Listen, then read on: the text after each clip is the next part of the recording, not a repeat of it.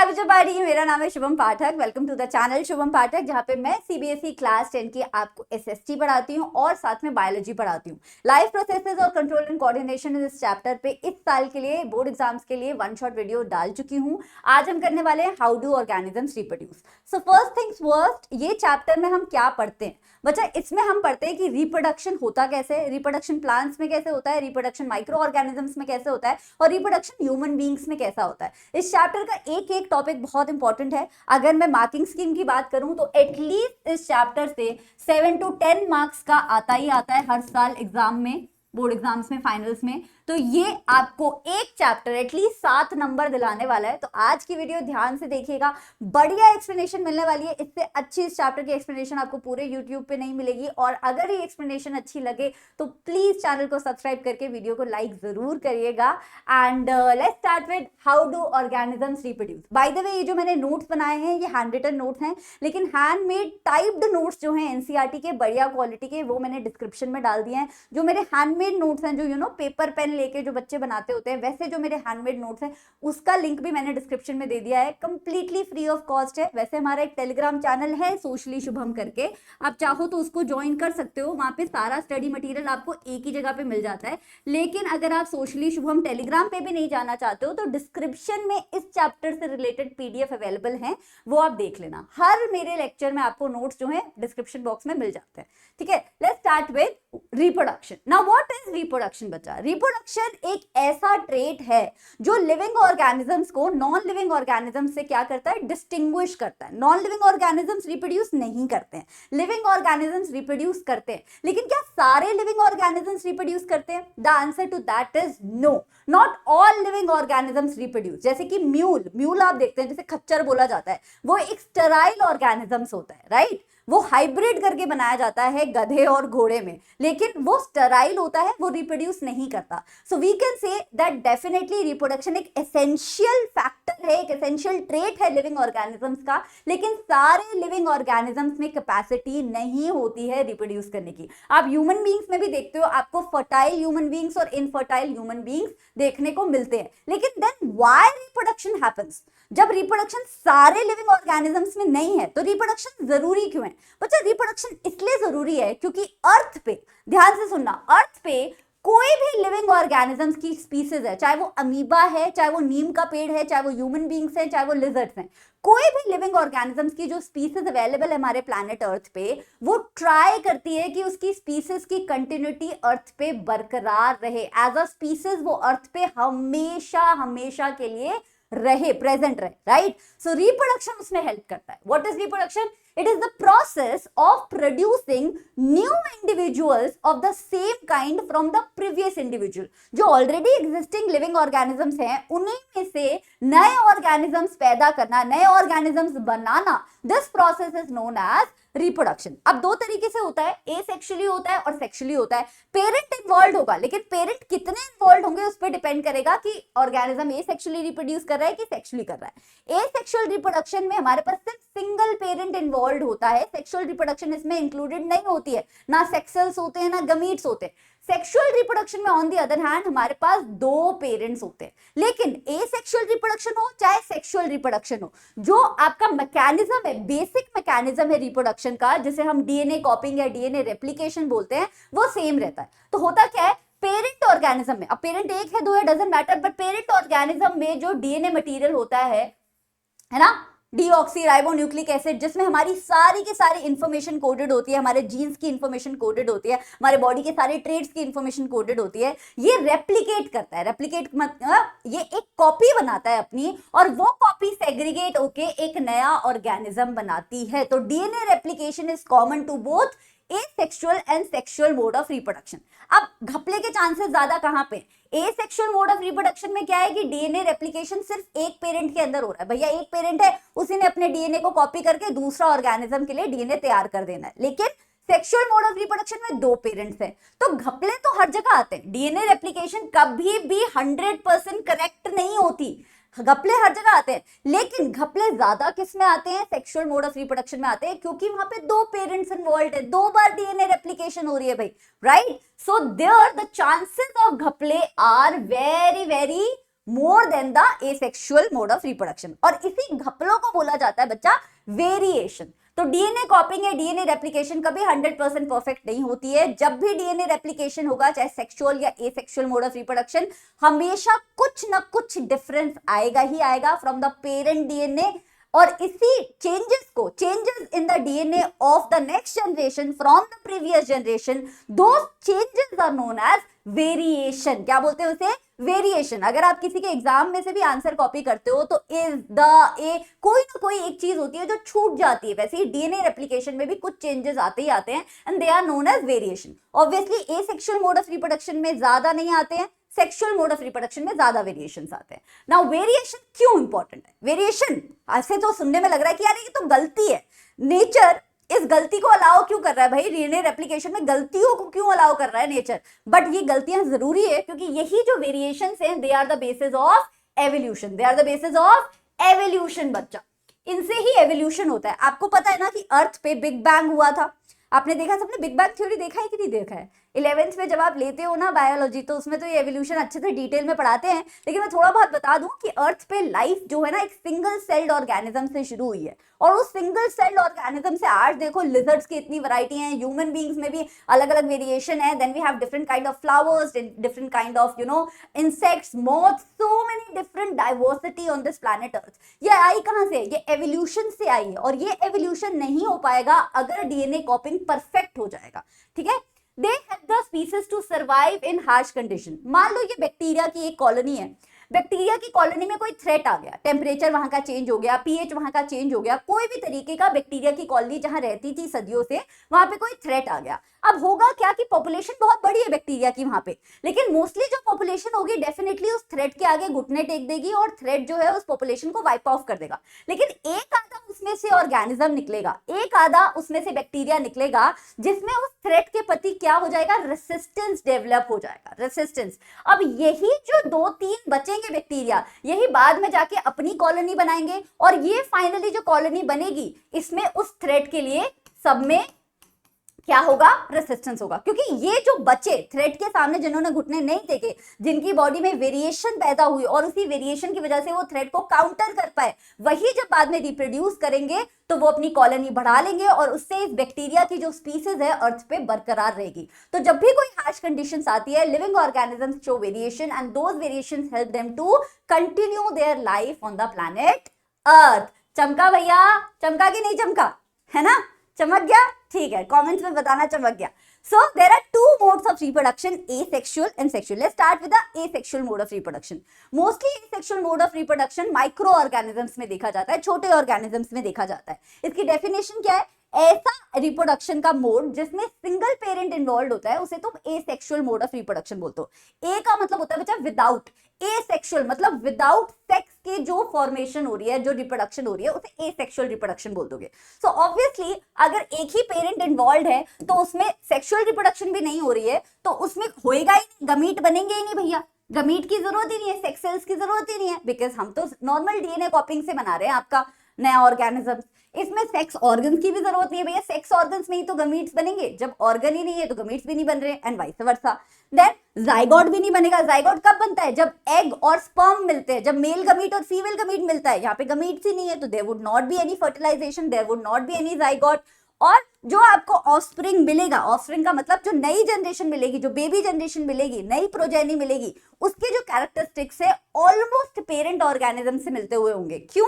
क्योंकि यहाँ पे वेरिएशंस होती हैं पर बहुत ही माइन्यूट वेरिएशंस होती हैं। तो ऑलमोस्ट जो हमें नई प्रोजेनी मिलती है वो पुरानी प्रोजेनी के, पुराने पेरेंट ऑर्गेनिज्म के आइडेंटिकल होती है ऑलमोस्ट। ठीक है? On the other hand sexual mode of reproduction क्या होती है? जिसमें 2 पेरेंट्स इन्वॉल्व होते हैं और 2 पेरेंट्स इन्वॉल्व होते हैं और उनकी गमीट फॉर्मेशन भी होती है। मेल गमीट होता है, फीमेल गमीट होता है। 2 पेरेंट्स में से एक मेल होगा, एक फीमेल होगा। मेल में मेल गमीट है ना, और फीमेल में फीमेल गमीट। और उनकी क्या होगी? फर्टिलाइजेशन होगी। फर्टिलाइजेशन के बाद सेक्स ऑर्गन्स तो ऑब्वियसली होंगे, सेक्स ऑर्गन्स में ही तो गमीट्स बनेंगे।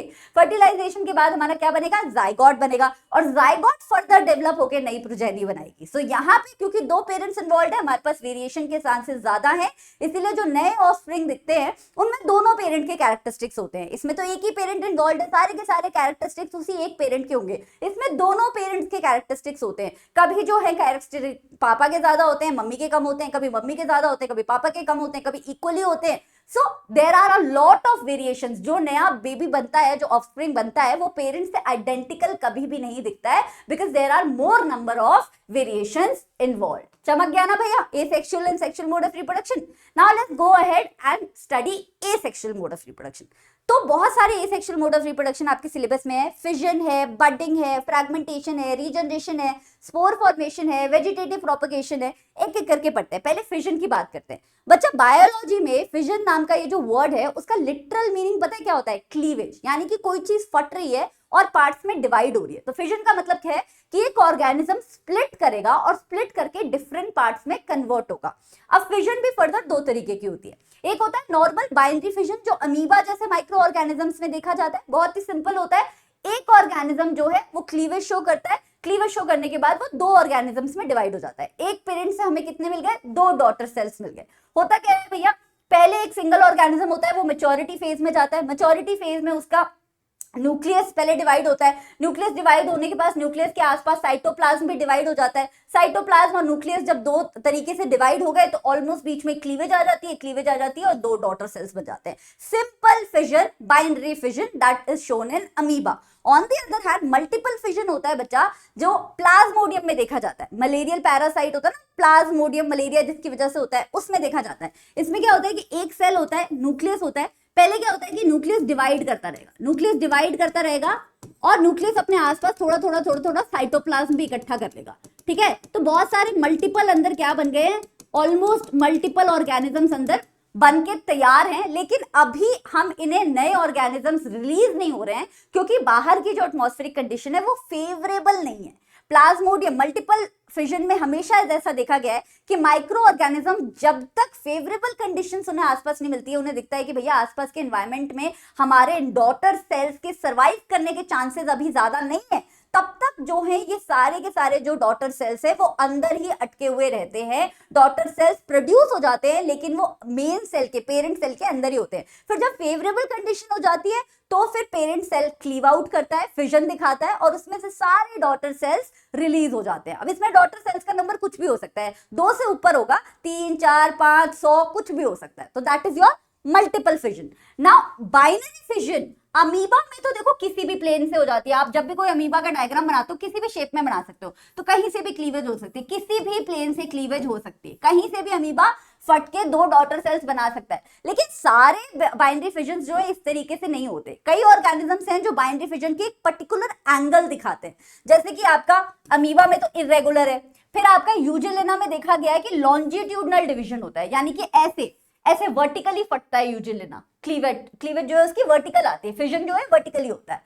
On the other hand paramecium में देखा गया है कि ऐसे हॉरिजॉन्टली फटता है, तो हॉरिजॉन्टली को बोला जाता है ट्रांसवर्स, तो इसे बोलते हैं ट्रांसवर्स बाइनरी फिजन। एक पर्टिकुलर प्लेन में ही क्लीवेज होगा, कभी ऐसे नहीं होगा, ऐसे ही होगा। किसमें, पैरामीशियम में। ऑन द अदर हैंड यूजेलिना में वर्टिकल होता है। देन देयर इज कैरेटियम करके एक माइक्रो ऑर्गेनिजम्स होता है, उसमें ऑब्लिकली होता है। ऑब्लिकली का मतलब डायगनली होगा, डायगनली किसी भी तरीके से हो सकता है, ठीक है, लेकिन डायगनली ही होगा cleavage. On the other hand amoeba is the easiest example, क्योंकि अमीबा में बहुत बढ़िया तरीके से होता है, इरेगुलर तरीके से ना बच्चा। लीशमैनिया किसका एग्जांपल है, you have to tell me in the comment. पहला होमवर्क क्वेश्चन आ गया आपका कि लीशमैनिया का एग्जाम्पल किसके लिए यूज होता है, इरेगुलर वाले के लिए, लॉन्जिट्यूडनल के लिए, ट्रांसवर्स के लिए या फिर ऑब्लिक के लिए। और लीशमैनिया काला अजहर कॉज करता है, काला अजहर नाम की बीमारी। ये बोर्ड एग्जाम का फेवरेट क्वेश्चन है। तो अभी तक हमने जितना पढ़ा है उसमें से अगर कोई 1 मार्क क्वेश्चन आएगा तो ये जरूर आएगा कि विच ऑर्गेनिज्म कॉजेज काला अजहर,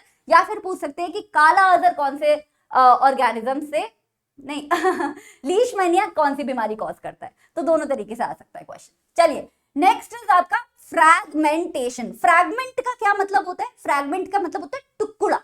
तो कभी कभी एक्सीडेंटल सिचुएशन में बहुत ही सिंपल मल्टीसेलुलर ऑर्गेनिज्म में फ्रैगमेंटेशन देखा गया है, जैसे कि स्पाइरोगारा है मल्टीसेलुलर पर बहुत ही सिंपल तरीके का मल्टीसेलुलर ऑर्गेनिज्म है, बॉडी में बहुत ज्यादा ऑर्गेनाइजेशन नहीं है। जैसे ह्यूमन बींग्स भी मल्टीसेलुलर है, लेकिन हमारे यहाँ तो क्या है कि पहले सेल बनेगा, फिर टिश्यू है, टिश्यू से ऑर्गन है, ऑर्गन से ऑर्गन सिस्टम है, इस तरीके का डिविजन है। स्पाइरोगारा सिंपल मल्टीसेलुलर ऑर्गेनिज्म है। तो इसमें क्या होता है, एक्सीडेंटल केसेस में अगर स्पाइरोगायरा डिफरेंट पीसेस में ब्रेक हो गया तो हर पीस बाद में जाके इंडिविजुअल ऑर्गेनिज्म बना लेता है। तो what is fragmentation? It is a type of asexual mode of reproduction जिसमें ऑर्गेनिज्म टुकड़ों में बढ़ जाता है और फिर हर टुकड़ा बाद में जाके एक इंडिविजुअल ऑर्गेनिज्म में तब्दील हो जाता है। तो इसका ट्रेट है बच्चा कि फ्रैगमेंटेशन हमेशा इनवर्टिब्रेट्स तक ही सीमित रहा है, वर्टिब्रेट्स में कभी नहीं आया, क्योंकि वर्टिब्रेट्स कौन से ऑर्गेनिजम्स होते हैं जिनमें वर्टिबल कॉलम होता है ना, रीढ़ की हड्डी होती है, वर्टिबल कॉलम होता है। तो वहां पे हमने नहीं देखा है अब तक फ्रैगमेंटेशन की टुकड़ों में बढ़ गया और रीढ़ की हड्डी भी दोबारा से रीजनरेट हो गई। इनवर्टिब्रेट्स तक में ही देखा गया है, और इनवर्टिब्रेट्स भी ऐसा नहीं कि सारे इनवर्टिब्रेट्स दिखाते हैं, पर वर्टिब्रेट्स में तो एक भी वर्टिब्रेट अभी तक नहीं देखा गया जो दिखाता हो fragmentation.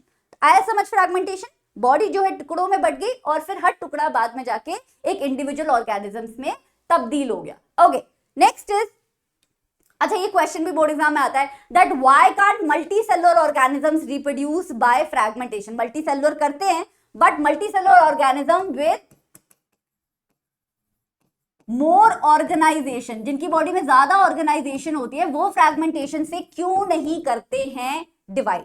So multicellular organisms can't reproduce by fragmentation because they are made up of specialized cells that are organized into tissue। अभी जो मैंने बताया, जैसे जैसे आप हायर जाते जाओगे मल्टीसेलुलर ऑर्गेनिजम्स में डिग्री ऑफ ऑर्गेनाइजेशन बढ़ता जाता है, cells, tissues, organs, organ systems इस तरीके का हो जाता है। तो इट्स कंप्लीटली इम्पॉसिबल कि कहीं से भी बॉडी टुकड़ों में बढ़ जाए और वहां से पूरा का पूरा ऑर्गेनिज्म उस टुकड़े से रीजनरेट हो जाए, right? So this organization makes it impossible for them to divide cell by cell, which is a requirement for asexual reproduction। asexual reproduction में तो आप सिंगल सेल से बार बार प्रोलिफरेट करके बार बार अब ऑर्गेनिज्म बना लोगे। वो जब ज्यादा ऑर्गेनाइजेशन होती है मल्टीसेलुलर ऑर्गेनिज्म में तो पॉसिबल नहीं होता है। नाउ रीजनरेशन, अब कई लोग बोलते हैं कि मैम रीजनरेशन को हम एसेक्सुअल मोड ऑफ रिप्रोडक्शन में क्यों पढ़ते हैं, इसमें तो सिर्फ जो एक लॉस्ट बॉडी पार्ट बनता है। आपका कंसर्न बिल्कुल सही है, पर एक्चुअली ये बायोलॉजी में हम लोग दो तरीके का रीजनरेशन पढ़ते हैं जो आपकी एनसीईआरटी में नहीं दिया है, बट कंफ्यूजन ना हो इसलिए मैं बता रही हूँ। एक होता है फॉल्स रीजनरेशन, एक होता है true regeneration. False regeneration is also asexual mode, पर इसे रिप्रोडक्शन का मोड नहीं बोल सकते। True regeneration is an asexual mode of reproduction. False regeneration में क्या होता है कि ऑर्गेनिज्म की बॉडी का कोई एक बॉडी पार्ट एक्सीडेंटली अगर उससे अलग हो गया, जैसे आपने छिपकली को देखा होगा, छिपकली के पूंछ पे गलती से पैर पड़ जाए ना, छिपकली अपनी पूंछ छोड़ के ही भाग जाती है कि अरे अरे तुम रख लो मैं तो आगे चली, राइट? सो उसमें क्या हुआ कि एक्सीडेंटली उसका बॉडी का जो टेल है उससे अलग हो गया। तो फॉल्स रीजनरेशन में जो पार्ट बॉडी से एक्सीडेंटली अलग होता है वो पार्ट दोबारा से क्या होता है, रीजनरेट हो जाता है, बन जाता है, ठीक है?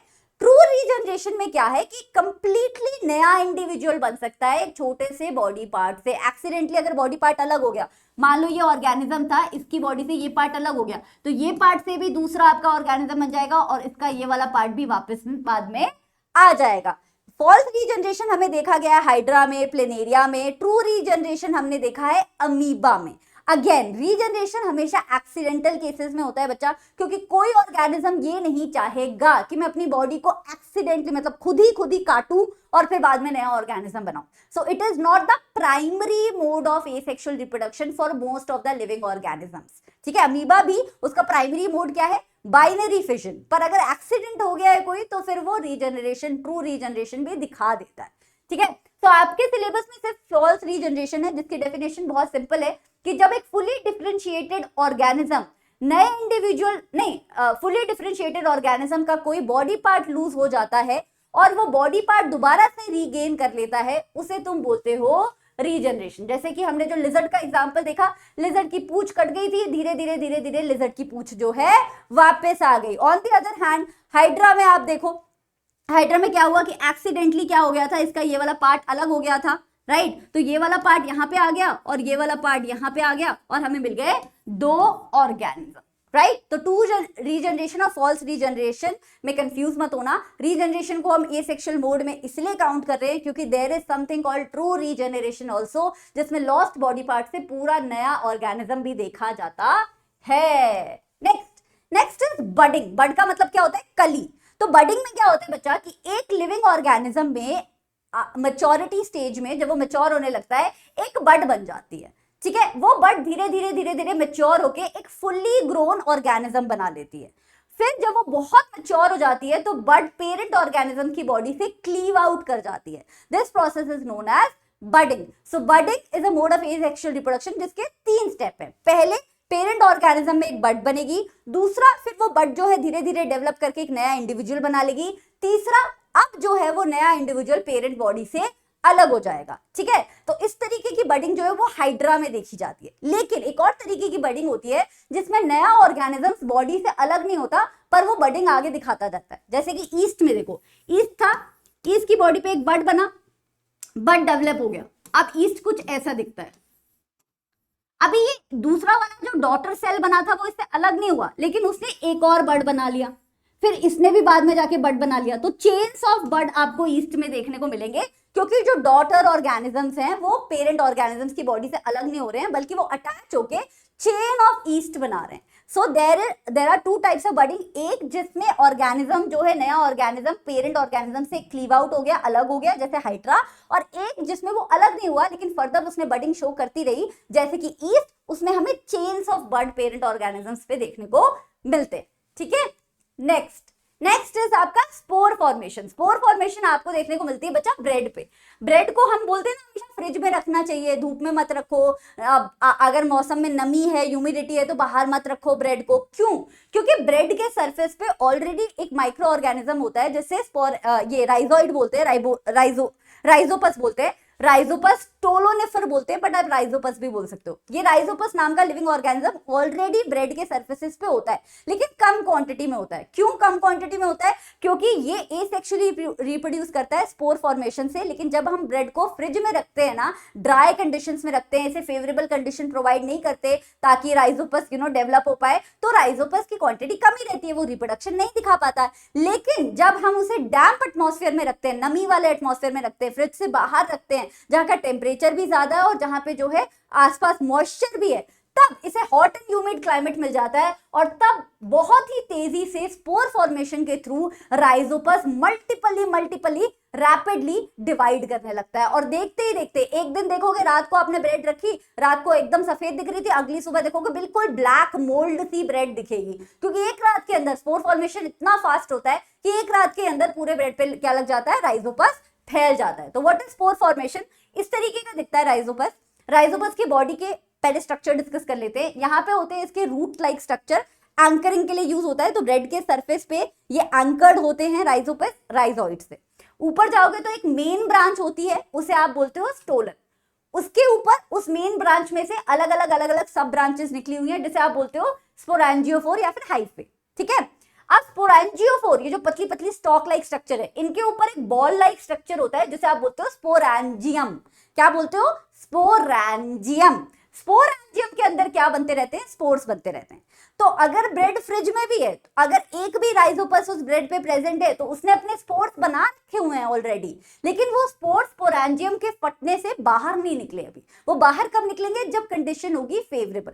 तो होता क्या है? सबसे पहले स्पोरेंजियम डेवलप होता है, हाइफे डेवलप होते हैं, फिर स्पोरेंजियम डेवलप होता है। स्पोरेंजियम के अंदर न्यूक्लियस डिवाइड हो के डिफरेंट स्पोर्स बना लेता है। न्यूक्लियस डिवाइड होता है, थोड़ा सा साइटोप्लाज्म डिवाइड होता है, डिफरेंट स्पोर्स बन जाते हैं कि भैया इसका अपना न्यूक्लियस भी है, अपना साइटोप्लाज्म भी है, राइट। अभी सब किसके अंदर है? स्पोरेंजियम के अंदर ही पड़ा हुआ है। जैसे उसे समझ आया कि बाहर की कंडीशन फेवरेबल है, हॉट एंड ह्यूमिडिटी क्लाइमेट वाला मिल रहा है हमें, तो वैसे ही क्या होगा? स्पोर फट जाएगा और ये सारे स्पोरेंजियम फट जाएगा और सारे के सारे स्पोर्स कहाँ गिरेंगे? अब आसपास ही गिरेंगे, ब्रेड के सरफेस पे ही गिरेंगे। फिर वो सारे स्पोर भी सेम ही प्रोसीजर दिखाएंगे और देखते ही देखते एक रात के अंदर पूरा का पूरा ब्रेड क्या हो जाएगा? काला पड़ जाएगा। तो this is your spore formation. ये डायग्राम बहुत इंपॉर्टेंट है, बोर्ड एग्जाम में पूछा जाता है, तो आप ये देख लेना। एंकरिंग के लिए राइजोइड यूज होते हैं। मेन ब्रांच होता है स्टोलन, उसके ऊपर पतले पतले जो ब्रांचेस हैं दैट इज स्पोरेंजियोफोर, जिसके अंदर स्पोर की फॉर्मेशन होती है, उसे बोलते हैं स्पोरेंजियम्स। और स्पोर सिर्फ तभी फटेंगे जब कंडीशन होगी favourable. Okay, next vegetative propagation. Now बच्चा प्लांट्स के दो तरीके के पार्ट्स होते हैं। प्लांट्स में एसेक्सुअल मोड ऑफ रिप्रोडक्शन भी देखा जाता है, सेक्सुअल मोड ऑफ रिप्रोडक्शन भी देखा जाता है। Obviously sexual mode of reproduction सिर्फ वही प्लांट शो कर पाते हैं जिनके पास सेक्सुअल बॉडी पार्ट्स होते हैं, जैसे कि flower, flower is a sexual body part. On the other hand आपके रूट्स हो गए, स्टेम्स हो गई, है ना, आपके लीव्स हो गए, ये सारे कौन से बॉडी पार्ट्स हैं? ये वेजिटेटिव पार्ट्स हैं। तो अगर एक प्लांट अपने वेजिटेटिव पार्ट से रिप्रोड्यूस कर रहा है तो वो asexual mode of reproduction show कर रहा है, जिसे आप बोलते हो वेजिटेटिव प्रोपगेशन। वेजिटेटिव पार्ट से प्रोपगेशन हो रही है, प्रोपगेशन का मतलब फैल रहा है प्लांट, वेजिटेटिव पार्ट से रिप्रोड्यूस कर करके फैल रहा है plant. So that is why it is known as vegetative propagation, asexual method of reproduction in plants with the help of their vegetative parts। इसमें फ्लावर कभी भी इन्वॉल्व नहीं होगा, फ्लावर इन्वॉल्व है तो सीधे वो सेक्सुअल मोड ऑफ रिप्रोडक्शन में आ जाएगा, ठीक है। सो कई सारे प्लांट्स हैं जो नेचुरली वेजिटेटिव प्रोपगेशन दिखाते हैं, कई सारे प्लांट्स हैं जिन्हें हम आर्टिफिशियली वेजिटेटिवली प्रोपगेट करते हैं। पहले नेचुरल वाला डिस्कस कर लेते हैं। डहलिया नाम का एक फूल होता है, उसका पौधा जो है वो रूट्स के थ्रू करता है वेजिटेटिव प्रोपगेशन। स्वीट पोटैटो भी रूट्स के थ्रू करता है। स्टेम्स, जिंजर जो है हमारी स्टेम के थ्रू करती है, पोटैटो स्टेम के थ्रू करता है, अनियन स्टेम के थ्रू करता है। आपको पता है ना कि अनियन क्या है? जस्ट अ सोलन स्टेम, वो बल्ब जो होता है अनियन का, that is a swollen stem. Bryophyllum नाम का एक पौधा है बच्चा जो अपनी पत्तियों के थ्रू वेजिटेटिव प्रोपगेशन करता है। Again these are all natural vegetative propagation, artificial वाला मैं अभी बताती हूँ। बट उससे पहले एक होमवर्क क्वेश्चन ले लो। होमवर्क क्वेश्चन है तुम्हारा, एक तो तुम्हें फ्रैगमेंटेशन और रीजनरेशन के बीच का डिफरेंस बताना है, 3 मार्क्स का कमेंट्स में। तुम 2 दिन बाद आओगे, मैं कमेंट्स में ऑलरेडी पिन कर दूंगी, बट मैं पहले चाहती हूँ कि तुम खुद से फ्रैगमेंटेशन और रीजनरेशन का 3 पॉइंट्स एक्चुअली इकट्ठा करो, पढ़ के इकट्ठा करो, कमेंट्स में मुझे बताओ, क्योंकि ये भी बोर्ड एग्जाम में आया हुआ है क्वेश्चन, ठीक है। दूसरा एक और होमवर्क क्वेश्चन दे रही हूं मैं, which of the following is not a method of asexual reproduction. 4 चीजें दी हुई हैं, इसमें से कौन सा मेथड नहीं है आपको बताना है, ठीक है। चलो तो अब बायरोफाइलम दिखा देती हूं मैं, ये रहा, दिस इज ब्रायोफाइलम। ब्रायोफाइलम में क्या होता है, जब एक पत्ती मैच्योर हो जाती है बच्चा, तो उस पत्ती के एंड पे आपको छोटी छोटी पत्तियों के क्लस्टर बनने दिख जाते हैं, इसको आप बोलते हो लीफलेट्स। क्या बोलते हो? लीफलेट्स। धीरे धीरे आप देखते हो कि लीफलेट के नीचे ना रूट हेयर आने शुरू हो जाते हैं, पतले पतले, रूट्स नहीं आ रही है लेकिन पतले पतले फाइन स्ट्रक्चर्स आ रहे हैं जिन्हें आप रूट हेयर बोल सकते हो। अब जब ये कंप्लीटली मैच्योर हो जाएंगी तो ये पत्तियां बायोफाइलम की मेन पत्ती से अलग हो जाएंगी। मेन पत्ती से अलग होकर ये कहां पे गिरेंगी बच्चा? सॉइल में गिरेंगी। अब सॉइल में ये पत्तियां जैसे ही गिरी, इनके पास ऑलरेडी रूट हेयर थे, अब इसमें सॉइल में हमारे पास न्यूट्रिशन भी है, सॉइल में हमारे पास पानी भी दिया हुआ है, सॉइल में खुद का न्यूट्रिशन है, पानी है, सनलाइट आपको मिल ही रही है, तो फिर ये लीफलेट जहां पे भी गिरेंगी वहां से ब्रायोफाइलम का एक नया पौधा बनके तैयार हो जाएगा। This is a natural vegetative propagation. Now sometimes we also do it artificial तरीके से, क्योंकि खेती में आप देखते हो, किसानों को करते हुए देखते हो, आप गार्डनर्स को देखते हो कि वो आर्टिफिशियल, नया पौधा क्यों खरीदना भाई जब पुराने पौधे से ही नया पौधा बन सकता है ना। तो आर्टिफिशियल तरीके से हम करते हैं vegetative propagation, all across the world करते हैं। कैसे करते हैं? 3-4 मेथड है उसके। पहला है कटिंग, दूसरा है लेयरिंग, तीसरा है ग्राफ्टिंग, और एक है हमारा टिश्यू कल्चर। और भी होते हैं, सिलेबस में यही है। कटिंग में क्या होता है? रोज हो गया, ग्रेप्स हो गया, क्रिसैंथम हो गया, ऐसे पौधों को हम कटिंग से लगा देते हैं। कुछ नहीं करना है आपको, मेन पौधे का एक छोटा सा पार्ट लाना है, उस छोटे से पार्ट को मिट्टी में डाल देना है, मिट्टी में पानी देना है, मिट्टी को धूप में रख देना है। धीरे धीरे वो जो छोटा सा पार्ट है वो नीचे रूट्स ग्रो कर लेगा, ऊपर शूट ग्रो कर लेगा और नया पौधा बनके तैयार हो जाएगा। आपने मनी प्लांट को देखा होगा, मनी प्लांट तो कोई भी अपने घर में नहीं खरीद के नहीं लगाता है, सब चोरी करके लगाते हैं। करना क्या है, जहां मनी प्लांट दिखे वहां छोटी सी डंडी तोड़ के लानी है, उसकी छोटा सा स्टॉक तोड़ के लाना है, डंडी तो नहीं बोलूंगी, स्टॉक तोड़ के लाना है, मिट्टी में डालना है, पानी देना है, थोड़े दिन बाद देखोगे वो मनी प्लांट खुद का बड़ा सा प्लांट बना लेगा, right. That is cutting. Now next is layering बच्चा। लेयरिंग में क्या होता है, जैसे जैस्मिन हो गया, नींबू हो गया, स्ट्रॉबेरी हो गया, इन तरीके के पौधों की जो ब्रांचेस होती हैं वो बहुत फ्लेक्सिबल होती हैं, वुडी ब्रांचेस नहीं होती, दे आर शर्ब्स, तो छोटे छोटे घास की तरह उगते हैं ये।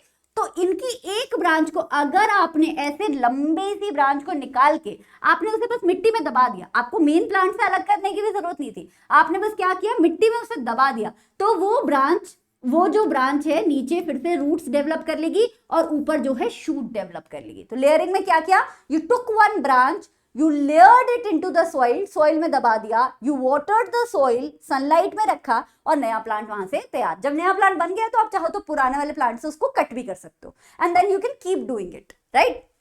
थर्ड इज योर ग्राफ्टिंग बच्चा। अब ग्राफ्टिंग बहुत ही इंटरेस्टिंग सा तरीका है, क्योंकि ग्राफ्टिंग में आप नई स्पीसीज भी निकाल सकते हो। ग्राफ्टिंग में आप जो है जैसे आपने गुलाब का फूल देखा हो, गुलाब के फूल में भी लोग ग्राफ्टिंग करते हैं। जैसे ऑरेंज कलर का गुलाब आपको दिखता है, अब ऑरेंज कलर का गुलाब नेचुरली नहीं पैदा होता था, पहले रेड ही होता था। रेड को येलो गुलाब के साथ ग्राफ्ट करके हम लोग ऑरेंज गुलाब पैदा करते हैं। क्या करते हैं उसमें ग्राफ्टिंग में, हम ऊपर वाला हिस्सा, शूट वाला हिस्सा किसी और प्लांट का लेते हैं, रूट वाला हिस्सा कोई और प्लांट का लेते हैं। तो शूट वाले हिस्से को जो आप काट के लाते हो किसी और प्लांट का शूट वाला हिस्सा, उसे आप बोलते हो सियॉन, और रूट वाले हिस्से को आप बोलते हो स्टॉक।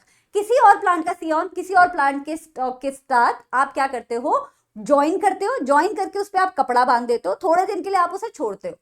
प्लांट जो है लिविंग ऑर्गेनिज्म है, लिविंग ऑर्गेनिज्म की एक कैपेसिटी होती है रीजनरेट करने की, सेल्स नए नए बनाने की, ग्रोथ करने की, रिपेयर करने की। तो प्लांट जो है ग्रोथ करता है और रिपेयर करता है, और थोड़े दिन बाद जहां पे आपने ग्राफ्टिंग का यूनियन बनाया होता है, वो ग्राफ्टिंग का यूनियन को ज्वाइन हो जाता है, दोनों सियॉन और स्टॉक आपस में जुड़ जाते हैं। जब आप वो पट्टी खोलते हैं तो वो एक नया पौधे की तरह दिखता है, जिसका स्टॉक अलग था, सियॉन अलग था, लेकिन अब वो एक नया पौधा है, और उस पे जो फूल आते हैं वो दोनों के मिक्सचर से आते हैं, क्योंकि आपने यहाँ क्या किया, दो प्लांट्स के अलग अलग स्ट्रेन्स को मिक्स करके एक नया प्लांट बनाया है, right. So I am just giving you a rose का एग्जांपल, अदरवाइज ये मैंगो, एप्पल, पीस बहुत सारे पौधों में किया जाता है। तो this is artificial propagation. Now artificial propagation का एक और साइंटिफिक बहुत ही अलग सा फंडा है, जिसे आप बोलते हो, यहाँ पे मैंने दिखाया हुआ था, देखो लेयरिंग भी दिखाई हुई है, यहाँ पे ग्राफ्टिंग दिखाई हुई है, देखो यहाँ पे ग्राफ्ट का यूनियन बनाया हुआ है, यहाँ पे कटिंग दिखाई हुई है मैंने।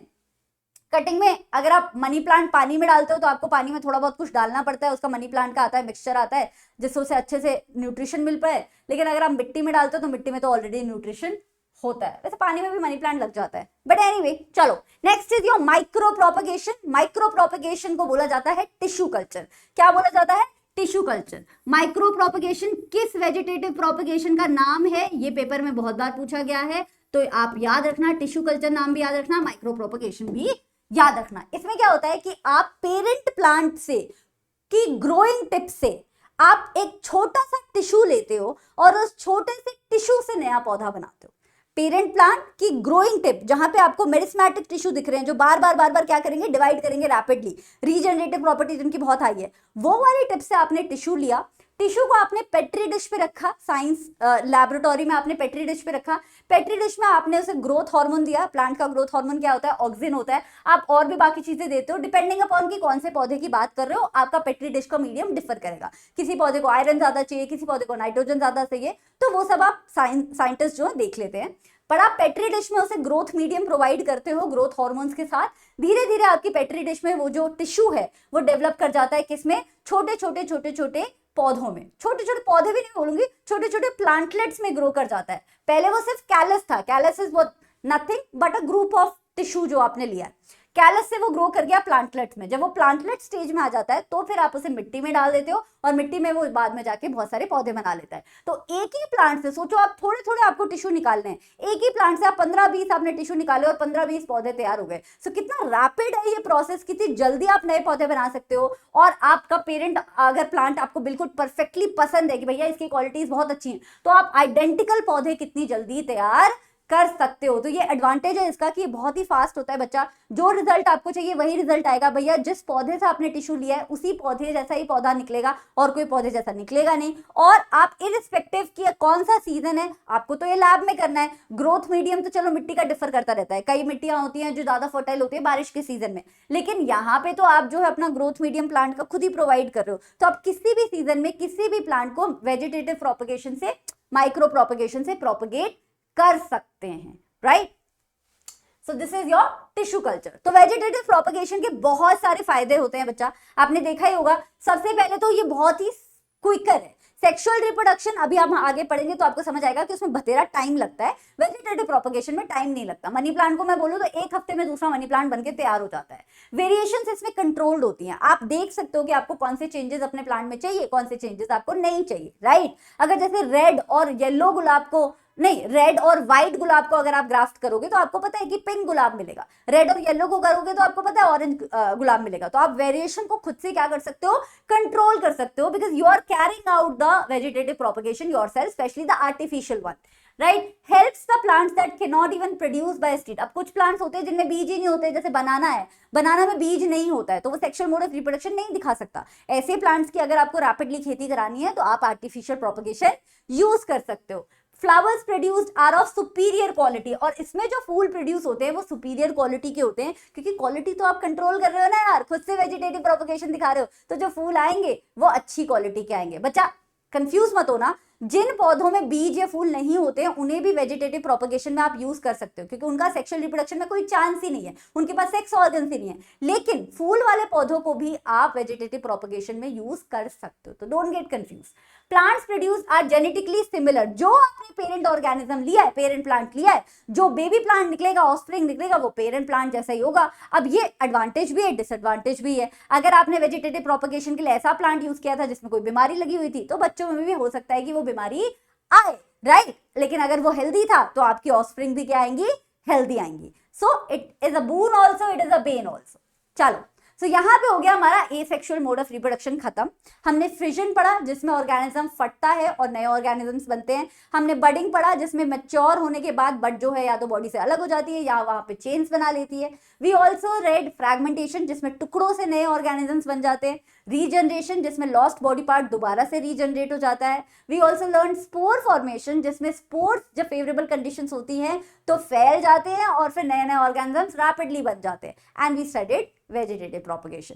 अब हमारा यहां से चैप्टर शुरू होता है सेक्सुअल मोड ऑफ रिप्रोडक्शन में। पर इससे पहले कि मैं sexual mode of reproduction in plants discuss करूं, लेट मी टेल यू कि माइटोसिस और मियोसिस क्या होता है। ऑलरेडी आपने छोटी क्लासेस में पढ़ लिया होगा, क्लास 9th में सेल चैप्टर में था, लेकिन थोड़ा सा ब्रश अप कर लेते हैं। बच्चा, बॉडी में दो तरीके के सेल्स होते हैं। नॉर्मल सारे कैजुअल सेल्स को हम बोलते हैं सोमैटिक सेल्स, और बॉडी के जो सेक्स सेल्स होते हैं वो ऑब्वियसली उन्हीं ऑर्गेनिजम्स में होते हैं जिनमें सेक्सुअल रिप्रोडक्शन होता है।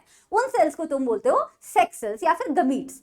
सो सोमैटिक सेल्स में माइटोसिस होता है और सेक्स सेल्स में मियोसिस होता है। दोनों ही सेल डिवीजन के तरीके हैं, लेकिन माइटोसिस सोमैटिक सेल्स में होता है। आपकी आई का, लिवर का, बाकी जितने सेल्स हैं बॉडी में, सब में क्या होगा, माइटोसिस होगा। लेकिन जो आपके सेक्स सेल्स हैं, स्पर्म की फॉर्मेशन के लिए या एग की फॉर्मेशन के लिए क्या होगा, मियोसिस होगा। तो meiosis only happening in sex cells. अब माइटोसिस जो है उसमें दो डॉटर सेल्स बनते हैं, एक सेल से दो डॉटर सेल्स बनेंगे। यहाँ पे एक सेल से, क्योंकि ये दो स्टेजेस में होता है, मियोसिस 1, मियोसिस 2। मियोसिस 1 होती है दो सेल्स बनते हैं, मियोसिस 2 होती है दो सेल्स बनते हैं। तो मियोसिस में दो स्टेजेस होते हैं, इसीलिए हमारे पास डॉटर सेल्स कितने आते हैं, 4 डॉटर सेल्स आते हैं। यहाँ पे 2, यहाँ पे 4। माइटोसिस में जो डॉटर सेल्स आते हैं, सिर्फ उसमें क्या हो रहा है, डीएनए रेप्लिकेशन हो रही है, डीएनए का नंबर सेम रह रहा है। अगर हमारे पास 46 क्रोमोसोम है और माइटोसिस हो रही है हमारे सोमैटिक सेल्स में, तो सेल्स, नए सेल्स में भी 46 क्रोमोसोम ही रहेंगे, है ना। 23 का पेयर, 2n का मतलब पेयर ऑफ क्रोमोसोम, n का मतलब स्पीसीज डिपेंड करती है भाई, किसी स्पीसीज में 16 का पेयर होता है, किसी में हमारे में 23 का पेयर है, तो हर स्पीसीज का क्रोमोसोम का नंबर अलग होता है। तो यहाँ पे जो डॉटर सेल्स मिलेंगे वो डिप्लॉइड होते हैं। डिप्लॉइड का मतलब 2 पेयर ऑफ क्रोमोसोम्स होते हैं उनमें। लेकिन यहाँ पे जो हमें सेल्स मिलते हैं, जो 4 डॉटर सेल्स मिलते हैं, वो क्या होते हैं, हैप्लॉइड होते हैं। तो डीएनए रेप्लिकेशंस के साथ डीएनए का जो नंबर है, क्रोमोसोम का जो नंबर है, वो आधा हो जाता है। They are known as haploid daughter cells. Organisms mitosis, जो ऑर्गेनिज्म सेक्सुअल रिप्रोडक्शन शो करते हैं वो भी माइटोसिस शो करते हैं। क्यों? क्योंकि mitosis is responsible for growth and repair. Body में कोई कट लग गया है, बॉडी में कोई ग्रोथ होनी है, हर जगह पे माइटोसिस से ही सेल रैपिडली बनके नए सेल्स तैयार होते हैं, identical to the initial cells, right. Liver के सेल्स माइटोसिस दिखाएंगे तो लिवर सेल्स बनेंगे, आई के सेल्स माइटोसिस दिखाएंगे तो आई सेल्स बनेंगे, न्यूरॉन्स माइटोसिस दिखाएंगे तो न्यूरॉन्स बनेंगे। On the other hand meiosis होता है आपका सेक्सुअल रिप्रोडक्शन के लिए, क्योंकि इससे बनते हैं गमीट, स्पर्म या फिर एग। तो अभी हम अपने आप को मियोसिस से लिंक करेंगे आगे, इसलिए मैंने आपको मियोसिस पढ़ा दिया। बच्चा, एक्सप्लेनेशन अच्छी लग रही हो तो please don't forget to subscribe to the channel, वरना बाद में भूल जाओगे और फिर बाकी जब लेक्चर्स आएंगे तो आपको यूट्यूब इन्फॉर्म नहीं कर पाएगा। तो सब्सक्राइब करके बेल आइकॉन को जरूर प्रेस कर देना। चलो, रिप्रोडक्शन इन प्लांट्स, ये मैंने बता ही दिया। रिप्रोडक्टिव पार्ट्स होते हैं, वेजिटेटिव पार्ट्स होते हैं। वेजिटेटिव पार्ट जैसे कि root, stem, leaves. Reproductive parts जैसे कि फ्लावर्स एंड फ्रूट। कुछ प्लांट्स होते हैं जो दोनों तरीके से रिप्रोड्यूस कर लेते हैं, फ्लावर के थ्रू भी और आपका वेजिटेटिव के थ्रू भी। कुछ प्लांट्स हैं जिनमें सेक्सुअल ऑर्गन्स होते ही नहीं है, तो वो बेचारे सिर्फ वेजिटेटिव तरीके से रिप्रोड्यूस कर पाते हैं। नाउ सेक्सुअल रिप्रोडक्शन जो प्लांट शो करते हैं उनके मजे ही मजे हैं। क्यों? क्योंकि वहां पे वेरिएशन ज्यादा आती है, 2 पेरेंट्स इन्वॉल्व होते हैं, 2 पौधे इन्वॉल्व होते हैं, तो वेरिएशन के चांसेस ज्यादा हैं, हमें नई स्पीसीज मिल सकती है। भैया अगर किसी और प्लांट का, किसी और स्पीसीज का एग किसी और प्लांट के स्पर्म के साथ मिलता है तो हमें नई स्पीसीज मिलने के भी चांसेस होते हैं, एवोल्यूशन के भी चांसेस होते हैं, right. And fruits are mostly the product of sexual reproduction. Fruit कैसे बनेगा? अभी अब आगे पढ़ोगे, जब सेक्सुअल रिप्रोडक्शन कंप्लीट होती है तब जाके हमें फ्रूट मिलता है। तो fruits are mostly after fertilisation, but there are fruits जो बिना फर्टिलाइजेशन के भी बनते हैं। गूगल करोगे तो समझ आएगा। पार्थेनोकार्पिक फ्रूट्स बोलते हैं उन्हें, सिलेबस में नहीं है आपके। आप अभी यही समझ लो कि सेक्सुअल रिप्रोडक्शन हमें फ्रूट्स भी देता है, फ्लावर्स देता है, फ्रूट्स देता है, वेरिएशन देता है, एवोल्यूशन देता है, नई स्पीसीज देता है। तो है ना भैया सेक्सुअल रिप्रोडक्शन बढ़िया प्लांट्स में, राइट। चलो आगे हम फूल डिस्कस कर लेते हैं। पहले sexual part of the plant is flower. ना फ्लावर्स भी बच्चा 2 तरीके के होते हैं, एक होता है बायसेक्सुअल, एक होता है यूनिसेक्सुअल। बायसेक्सुअल फ्लावर होता है जिसमें दोनों सेक्सेस प्रेजेंट होते हैं, मेल सेक्स भी प्रेजेंट है, फीमेल सेक्स भी प्रेजेंट है। यूनिसेक्सुअल फ्लावर होता है जो जिसमें एक ही सेक्स प्रेजेंट होता है। अगर मेल फ्लावर है तो उसमें मेल प्रेजेंट होगा, फीमेल फ्लावर है तो उसमें फीमेल गमीट्स ही प्रेजेंट होंगे। अब बायसेक्सुअल फ्लावर के एग्जांपल आपका हिबिस्कस, जिसे गुड़हल का पौधा बोलते हैं, और मस्टर्ड। और यूनिसेक्सुअल के बहुत सारे एग्जांपल दिख जाते हैं, पपाया हो गया, वाटरमेलन हो गया, ये सारे यूनिसेक्सुअल पौधे होते हैं। मैंगो भी यूनिसेक्सुअल में आता है। चलिए अब फूल डिस्कस करते हैं। तो फूल कुछ इस तरीके से दिखता है। पहले हम जो सबसे ब्राइट पार्ट है फूल का उससे मैं बताती हूँ। जो ये ब्राइट पार्ट दिख रहा है बच्चा, इसे हम बोलते हैं पेटल्स। पेटल्स क्या होती है? ब्राइट लीव्स लाइक स्ट्रक्चर्स होते हैं जो फूल के बेस से अटैच्ड होते हैं, इनको बोलते हो आप पेटल्स। एक पत्ती को बोलोगे आप पेटल। अगर खूब सारी हैं, खूब सारी का बंच है, एक फूल पे एक पत्ती तो होती नहीं है भैया, एक पेटल तो होती नहीं है, बहुत सारी पेटल्स होती हैं, तो उस पेटल्स के ग्रुप को आप बोलते हो कोरोला। क्या बोलते हो? कोरोला। जो गाड़ी है ना, गाड़ी के नाम से याद कर लो, कोरोला बोलते हो। अब कोरोला क्यों इंपॉर्टेंट है? क्योंकि हम सेक्सुअल मोड ऑफ रिप्रोडक्शन कर रहे हैं, हमें सेक्सुअल मोड ऑफ रिप्रोडक्शन के लिए पॉलिनेटर्स चाहिए होते हैं। पॉलिनेटर्स भैया जो सेक्सुअल मोड ऑफ रिप्रोडक्शन को कैरी आउट करवाने में हमारी मदद करते हैं, जैसे कि बीज हो गई, जैसे कि बाकी इंसेक्ट्स हो गए, राइट। सो उन्हें अट्रैक्ट करने में कभी कभी जो होती है पेटल्स में खुशबू भी होती है, कभी कभी पेटल में जो है रंग बिरंगे रंग भी होते हैं, तो ये हमारे पॉलिनेटर्स को अट्रैक्ट करने के लिए बहुत इंपॉर्टेंट होते हैं, ठीक है। पेटल्स में बस आपको यही समझना है। अब आते हैं फूल के बेस पे, आपने देखा होगा ग्रीन कलर के छोटे छोटे छोटे छोटे लीफ लाइक स्ट्रक्चर्स होते हैं, जो जब कली होती है ना तो पेटल्स नहीं दिख रही होती, सिर्फ ये ग्रीन लाइक स्ट्रक्चर्स दिख रहे होते हैं। लेकिन जब वो कली खिल जाती है तो पेटल्स बाहर आ जाती हैं, और ये जो green like leaf like structure होते हैं ये इसके बेस पे उसे सपोर्ट कर रहे होते हैं। इन ग्रीन लीफ लाइक स्ट्रक्चर्स को आप बोलते हो सेपल। क्या बोलते हो बच्चा? सेपल। और सेपल के ग्रुप को क्या बोला जाता है? कैलिक्स बोला जाता है। सेपल के ग्रुप को क्या बोला जाता है? कैलिक्स बोला जाता है। इसका क्या फंक्शन है कि जब बडिंग स्टेज में होता है, कली वाली स्टेज में जब फूल होता है, तो उसे प्रोटेक्ट करते हैं कि भाई कोई इंसेक्ट हार्म ना कर दे, एनवायरमेंटल हार्म ना आ जाए, क्योंकि हमारे लिए बड़ा इंपॉर्टेंट है फूल। फूल होगा तभी तो सेक्सुअल रिप्रोडक्शन होगी, और हर स्पीसीज चाहता है कि भैया हम अपनी कंटिन्यूटी बरकरार रखें, तो हमारे लिए फ्लावर बहुत इंपॉर्टेंट है, और उसे प्रोटेक्ट कर रही है आपकी सेपल। देन यहाँ पे ना बायसेक्सुअल फ्लावर दिखाया हुआ है, तो इसलिए आपको उसमें दोनों दिख रहा है, मेल गमीट और फीमेल गमीट दोनों दिखेगा। अभी पहले फीमेल की बात करते हैं। फीमेल गमीटोफाइट यानी कि फीमेल रिप्रोडक्टिव सिस्टम जो है एक फूल का, उसे आप बोलते हो पिस्टल। क्या बोलते हो? पिस्टल। या तो पिस्टल बोलते हो या तो कार्पल बोलते हो, दोनों में से कोई भी नाम यूज कर सकते हो, मैंने पिस्टल यूज किया हुआ है। सो फीमेल रिप्रोडक्टिव पार्ट सिर्फ एक पार्ट नहीं है, इसमें थोड़े थोड़े और पार्ट्स हैं, तो पूरा फीमेल रिप्रोडक्टिव सिस्टम है एक तरीके से, जिसे आप बोलते हो पिस्टल। अब कई प्लांट होते हैं जिनपे एक इंडिविजुअल पिस्टल होता है, कई प्लांट्स होते हैं जिनके फूलों पे बहुत सारे पिस्टल्स होते हैं। तो अगर बाय चांस बहुत सारे पिस्टल्स है बच्चा, तो आप उसे बोलोगे जाइनोशियम। क्या बोलोगे? जाइनोशियम। ऑन द अदर हैंड जो मेल रिप्रोडक्टिव सिस्टम होता है उसे आप बोलते हो स्टेमन। क्या बोलते हो? स्टेमन। ठीक है, मेन आ रहा है देखो इसमें, मेल रिप्रोडक्टिव सिस्टम में, ठीक है जी। स्टेमन अगेन, कोई फूल होता है उसपे एक स्टेमन होता है, कोई फूल होता है उसपे बहुत सारे स्टेमन्स होते हैं। बहुत सारे स्टेमन्स हैं तो आप क्या बोलोगे? एंड्रोशियम बोलोगे। एंड्रोशियम प्लूरल हो जाएगा, स्टेमन का एंड्रोशियम, प्लूरल हो जाएगा पिस्टल का जाइनोशियम। ठीक है, आया समझ? जो कलरफुल पार्ट है उसे पेटल बोल दिया, पेटल के ग्रुप को कोरोला बोल दिया। जो ग्रीन ग्रीन बड को प्रोटेक्ट करता है उसे आपने सेपल्स बोल दिया, उसके ग्रुप को कैलिक्स बोल दिया। आपने फीमेल रिप्रोडक्टिव सिस्टम को पिस्टल बोल दिया, उसके ग्रुप को जाइनोशियम बोल दिया। मेल रिप्रोडक्टिव सिस्टम को आपने स्टेमन बोल दिया, उसके ग्रुप को आपने एंड्रोशियम बोल दिया। आया ना? पार्ट समझ आ गए? चलो अब बायसेक्सुअल यूनिसेक्सुअल प्लांट्स की बात करते हैं। अब हमें क्या करना है?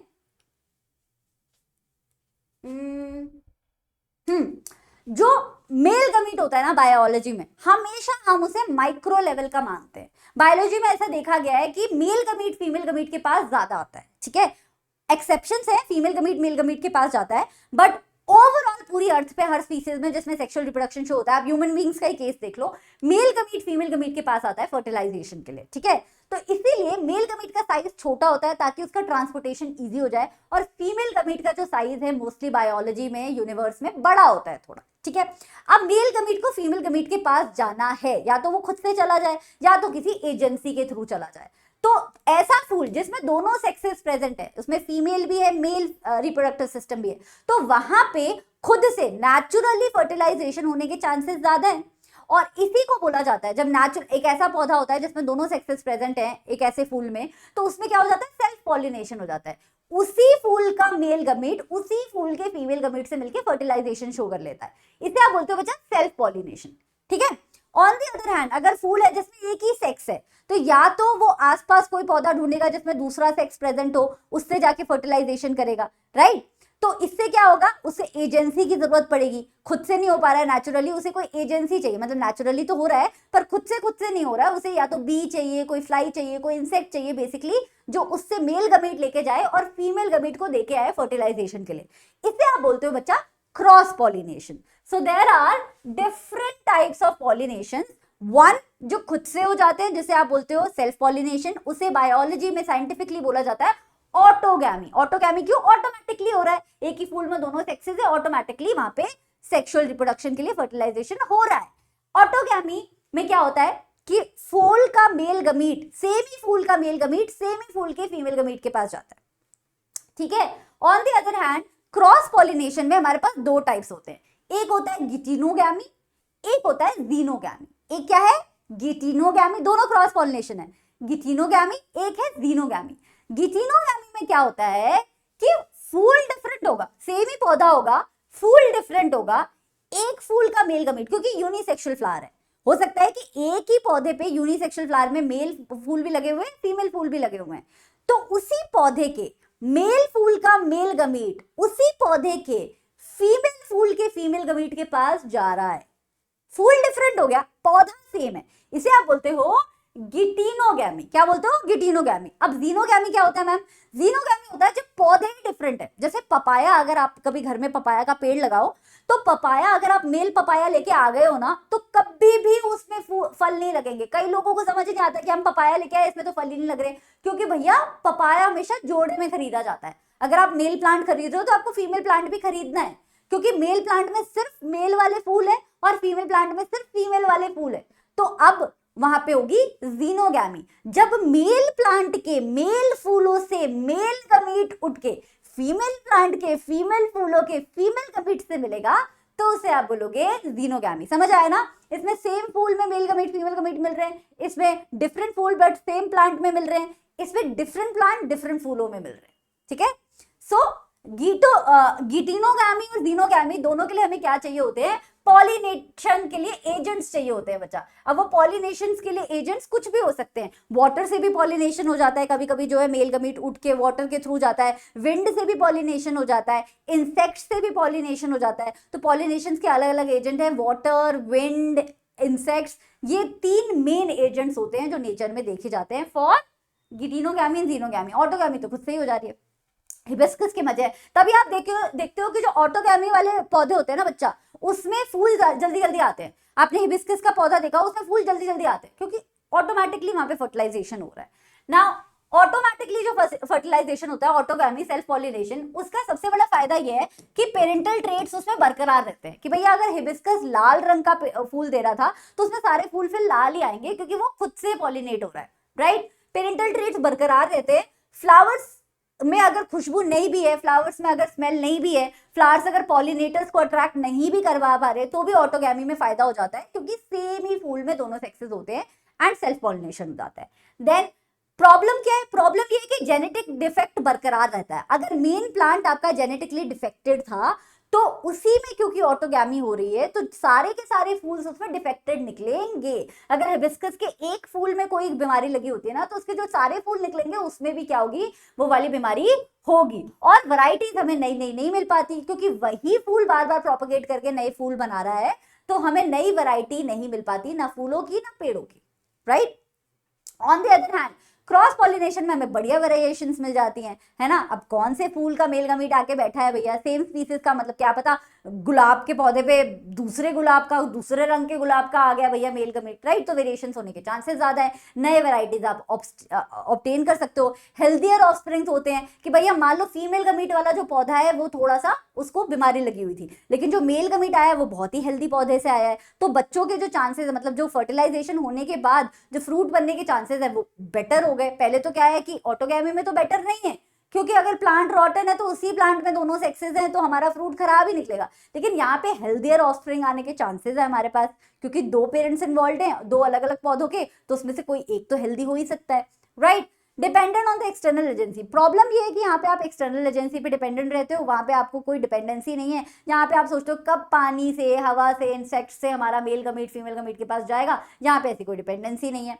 Then needs large number of pollens, यहाँ पे पॉलेंस क्या होते हैं बच्चा, पॉलेंस होते हैं आपके मेल गमीट्स, मेल गमीट्स इसके अंदर होता है पॉलन ग्रेन्स के अंदर, आगे मैं पढ़ाती हूँ। तो बहुत सारे पॉलेंस चाहिए होते हैं, क्योंकि विंड से, इंसेक्ट से, वाटर से भी अगर मेल गमीट ट्रैवल कर रहा है तो वो पॉलन बीच बीच में रास्ते में ही गिर जाते हैं या रास्ते में ही लॉस्ट हो जाते हैं। तो जैसे ह्यूमन बींग्स में होता है, स्पर्म जब ट्रैवल करता है फीमेल बॉडी में टू फर्टिलाइज द एग, तो बहुत सारे स्पर्म्स ट्रैवल करते हैं, क्योंकि हमें क्या चाहिए, 100% पॉसिबिलिटी चाहिए कि प्रेगनेंसी होनी चाहिए। सो उसको मेंटेन करने के लिए मेल गमीट्स का नंबर बहुत ज्यादा होना पड़ता है। तो इसीलिए जहां पे भी एक्सटर्नल एजेंसी इन्वॉल्व होती है वहां पे पॉलन ग्रेन्स हमें ज्यादा चाहिए होते हैं, जहां पे कम पॉलन ग्रेन्स में भी सेल्फ पॉलिनेशन के चांसेस बहुत हाई होते हैं। So these are the pros and cons. Now let's go and discuss male reproductive part.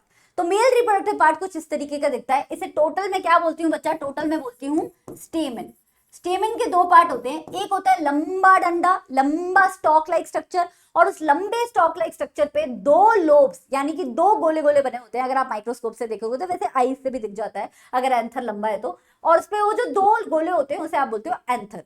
तो क्या हो गया, एक स्टेमन में एक फिलामेंट हो गया और एक फिलामेंट पे हमारे क्या हो गए, दो एंथर हो गए। बाई लोब्ड एंथर होता है, दोनों आपस में ज्वाइंट होते हैं लेकिन लोब्स जो होते हैं वो दो होते हैं। ये हो गया इसका पार्ट।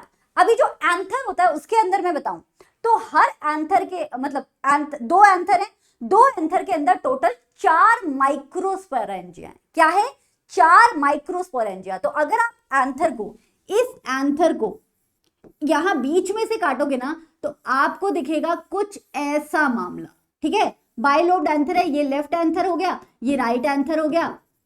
लेफ्ट एंथर में भी एक सैक यहां, दो सैक हो गए। राइट एंथर में भी एक सैक यहां, एक सैक यहां, दो सैक हो गए। तो टोटल कितने हो गए, 4।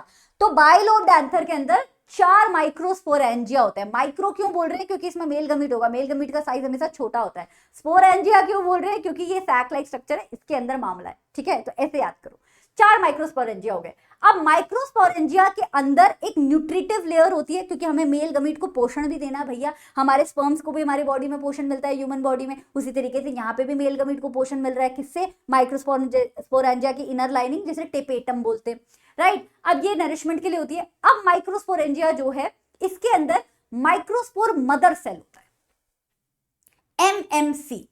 माइक्रोस्पोर्स है 4 माइक्रोस्पोरेंजिया में 4, इसके अंदर एमएमसीज प्रेजेंट है। एक एमएमसी नहीं प्रेजेंट, बहुत सारे एमएमसीज प्रेजेंट है। किसके अंदर, हर माइक्रोस्पोरेंजियम के अंदर। अब ये जो एमएमसी होते हैं, माइक्रोस्पोर मदर सेल्स होते हैं, ये माइटोसिस दिखाएंगे कि मियोसिस दिखाएंगे। सेक्सुअल मोड ऑफ रिप्रोडक्शन है, पहले तो मियोसिस दिखाएंगे, क्रोमोसोम का नंबर आधा करना पड़ेगा क्योंकि आधे तो हमारे फीमेल गमीट में भी है, right. So MMC will show meiosis first, पहले मियोसिस दिखाई उसने, मियोसिस करके क्रोमोसोम का नंबर हो गया आधा, जो स्पोर्स बने वो क्या बने, हैप्लॉइड बने। अब वो जो हैप्लॉइड स्पोर है बाद में अपना नंबर बढ़ाने के, नंबर हम क्यों बढ़ा रहे हैं, क्योंकि हम चाहते हैं कि पॉलिनेशन हो ही हो, हम चाहते हैं फर्टिलाइजेशन हो ही हो, ठीक है। यहाँ पे भी हम इस स्टेप पे भी रह सकते थे, हैप्लॉइड स्पोर्स तो बन गए हमारे, सेक्स सेल्स बन गए हमारे, लेकिन अब हम इनका नंबर बनाने के लिए बाद में क्या करते हैं, माइटोसिस करते हैं और इनका नंबर बढ़ता है। और जब ये मैच्योर हो जाते हैं ये, तो इन्हें बोला जाता है माइक्रोस्पोर्स या फिर पॉलन ग्रेन। दोबारा से समझो, स्टेमन के दो पार्ट, फिलामेंट के ऊपर लगे होते हैं दो एंथर, एंथर के अंदर, हर एंथर के अंदर 2 माइक्रोस्पोरेंजियम होते हैं। तो टोटल हो गए हमारे पास 4। माइक्रोस्पोरेंजियर के अंदर प्रेजेंट होते हैं एमएमसी, माइक्रोस्पोर मदर सेल्स, जो पहले मियोसिस दिखाते हैं, क्रोमोसोम का नंबर आधा करते हैं, फिर माइटोसिस दिखाते हैं, हैप्लॉइड स्पोर्स का नंबर बढ़ाते हैं, और फिर जब मैच्योर हो जाते हैं वो माइक्रोस्पोर्स तो उन्हें हम बोल देते हैं पॉलन ग्रेन्स। तो पॉलन ग्रेन्स किसके अंदर है, एंथर के अंदर है। समझ आया? पॉलन ग्रेन किसके अंदर है? एंथर के अंदर है, माइक्रोस्पोरेंजियम के अंदर है। क्लियर? चलो, ये यहाँ पे पूरा डायग्राम दिखाया हुआ है मैंने। ये बाइलोब्ड एंथर, बाइलोब्ड एंथर के अंदर आपको ये पॉलन सैक, माइक्रोस्पोरेंजियम को पॉलन सैक भी बोलते हैं क्योंकि उसी के अंदर पॉलन होते हैं। सैक का मतलब एक तरीके से थैली, उसके अंदर आपको माइक्रोस्पोर्स देखने को मिलते हैं। ठीक है, अब जो हमारा माइक्रोस्पोर है, पॉलन ग्रेन है, वो कुछ इस तरीके का दिखता है भैया। उसकी भी बड़ी लेयर होती है, क्योंकि देखो पता नहीं ना भैया, पॉलन ग्रेन जा तो रहा है फीमेल गमीट से मिलने, रास्ते में कितने थपेड़े आएंगे नेचर के, कितना पानी, कितनी बारिश आएगा, कुछ पता नहीं। इसके अंदर पॉलन ग्रेन के अंदर हमारा मेल गमीट बैठा हुआ है। अब पॉलन ग्रेन को कुछ हो गया तो मेल गमीट को कुछ हो जाएगा, फिर हमारी फर्टिलाइजेशन नहीं होने पाएगी, राइट। तो पॉलन ग्रेन बहुत ही प्रोटेक्टिव कवरिंग से बना हुआ होता है। इसकी जो बाहर की कवरिंग होती है वो एक्स केमिकल से बनी होती है, और मतलब इस केमिकल का नाम तो ऑब्वियसली है, आप मुझे कमेंट्स में बताना, लेकिन ये जो केमिकल होता है, जो आउटर मोस्ट कवरिंग बनी हुई होती है, वो इतनी एक्साइन बोलते हैं इसे बोलते हैं बच्चा एक्साइन। एक्साइन जो होती है वो ऐसे केमिकल से बनी होती है, स्पोरोपोलेनिन से बनी होती है। अगेन सिलेबस में नहीं है इसलिए मैं डिटेल में नहीं जा रही हूं, बट वो उसको पेनिट्रेट करना बहुत मुश्किल होता है। कोई भी नेचर के थपेड़े आए, एक्साइन जो है अंदर मेल गमीट को बचा के रखती है। एक्साइन के अंदर होती है इंटाइन, इंटाइन उसे क्या दे रही होती है? नरिशमेंट दे रही होती है, प्रोटेक्शन भी दे रही होती है। साथ में होता है हमारा जनरेटिव सेल, जनरेटिव सेल का जनरेटिव न्यूक्लियस, इसका भी काम है मेल गमीटोफाइट को, मेल गमीट को न्यूट्रिशन प्रोवाइड करते रहना कि भैया जब तक तेरी फीमेल नहीं मिल रही है और जब तक जाइगोट नहीं बन रहा तब तक तू मर मत, तू जिंदा रह, ये ले न्यूट्रिशन। ठीक है, तो इस तरीके से जनरेटिव सेल्स होते हैं, और ऑब्वियसली हमारा क्या होता है? मेल गमीट होता है। और यहाँ पे एक जर्म पोर होता है। ये जर्म पोर बहुत जरूरी है क्योंकि यहीं से बाद में जाके पॉलन ट्यूब बनती है। Again this whole thing is not in your syllabus, but कई बच्चे बोलते हैं, कई स्कूल्स में पढ़ाया जाता है, कई वो टीचर्स की यूट्यूब वीडियो देखते हैं, फिर वो नीचे आके कमेंट करते हैं मैम आपने पॉलन ग्रेन का स्ट्रक्चर नहीं बताया, जिसमें कि सिलेबस में नहीं है। So I thought I will tell you. Outer most layer exine जो स्पोरोपोलेनिन से बनी है, which is very very impermeable. If you want to take a screenshot of it you can, because ये नोट्स में ये वाली स्लाइड में नहीं डालूंगी, नोट्स में वही स्टाइल डालूंगी जो आपके सिलेबस में है।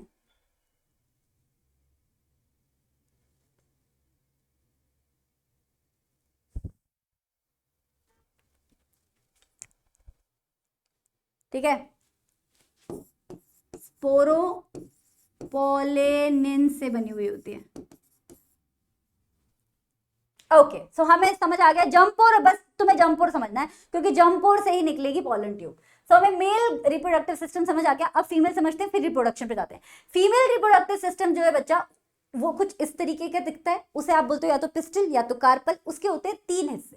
पहला है आपका स्टिग्मा, स्टिग्मा के नीचे होता है लंबा डंडा, लंबा नेक, जिसे आप बोलते हो स्टाइल। उसके नीचे होते हैं एक स्वेलन, मोटू सा स्वेलन तरीके का ओवरी। तो स्टिग्मा क्या होता है? वो स्टिकी होता है। ये स्टिकी क्यों होता है? ताकि जब पॉलन ग्रेन आए, फाइनली पॉलन ग्रेन जब आए, ओ कहां गए भैया, ये रहा, ये देखो यहाँ पे ये जो दिख रहा है आपको, ये स्टिकी है। क्यों?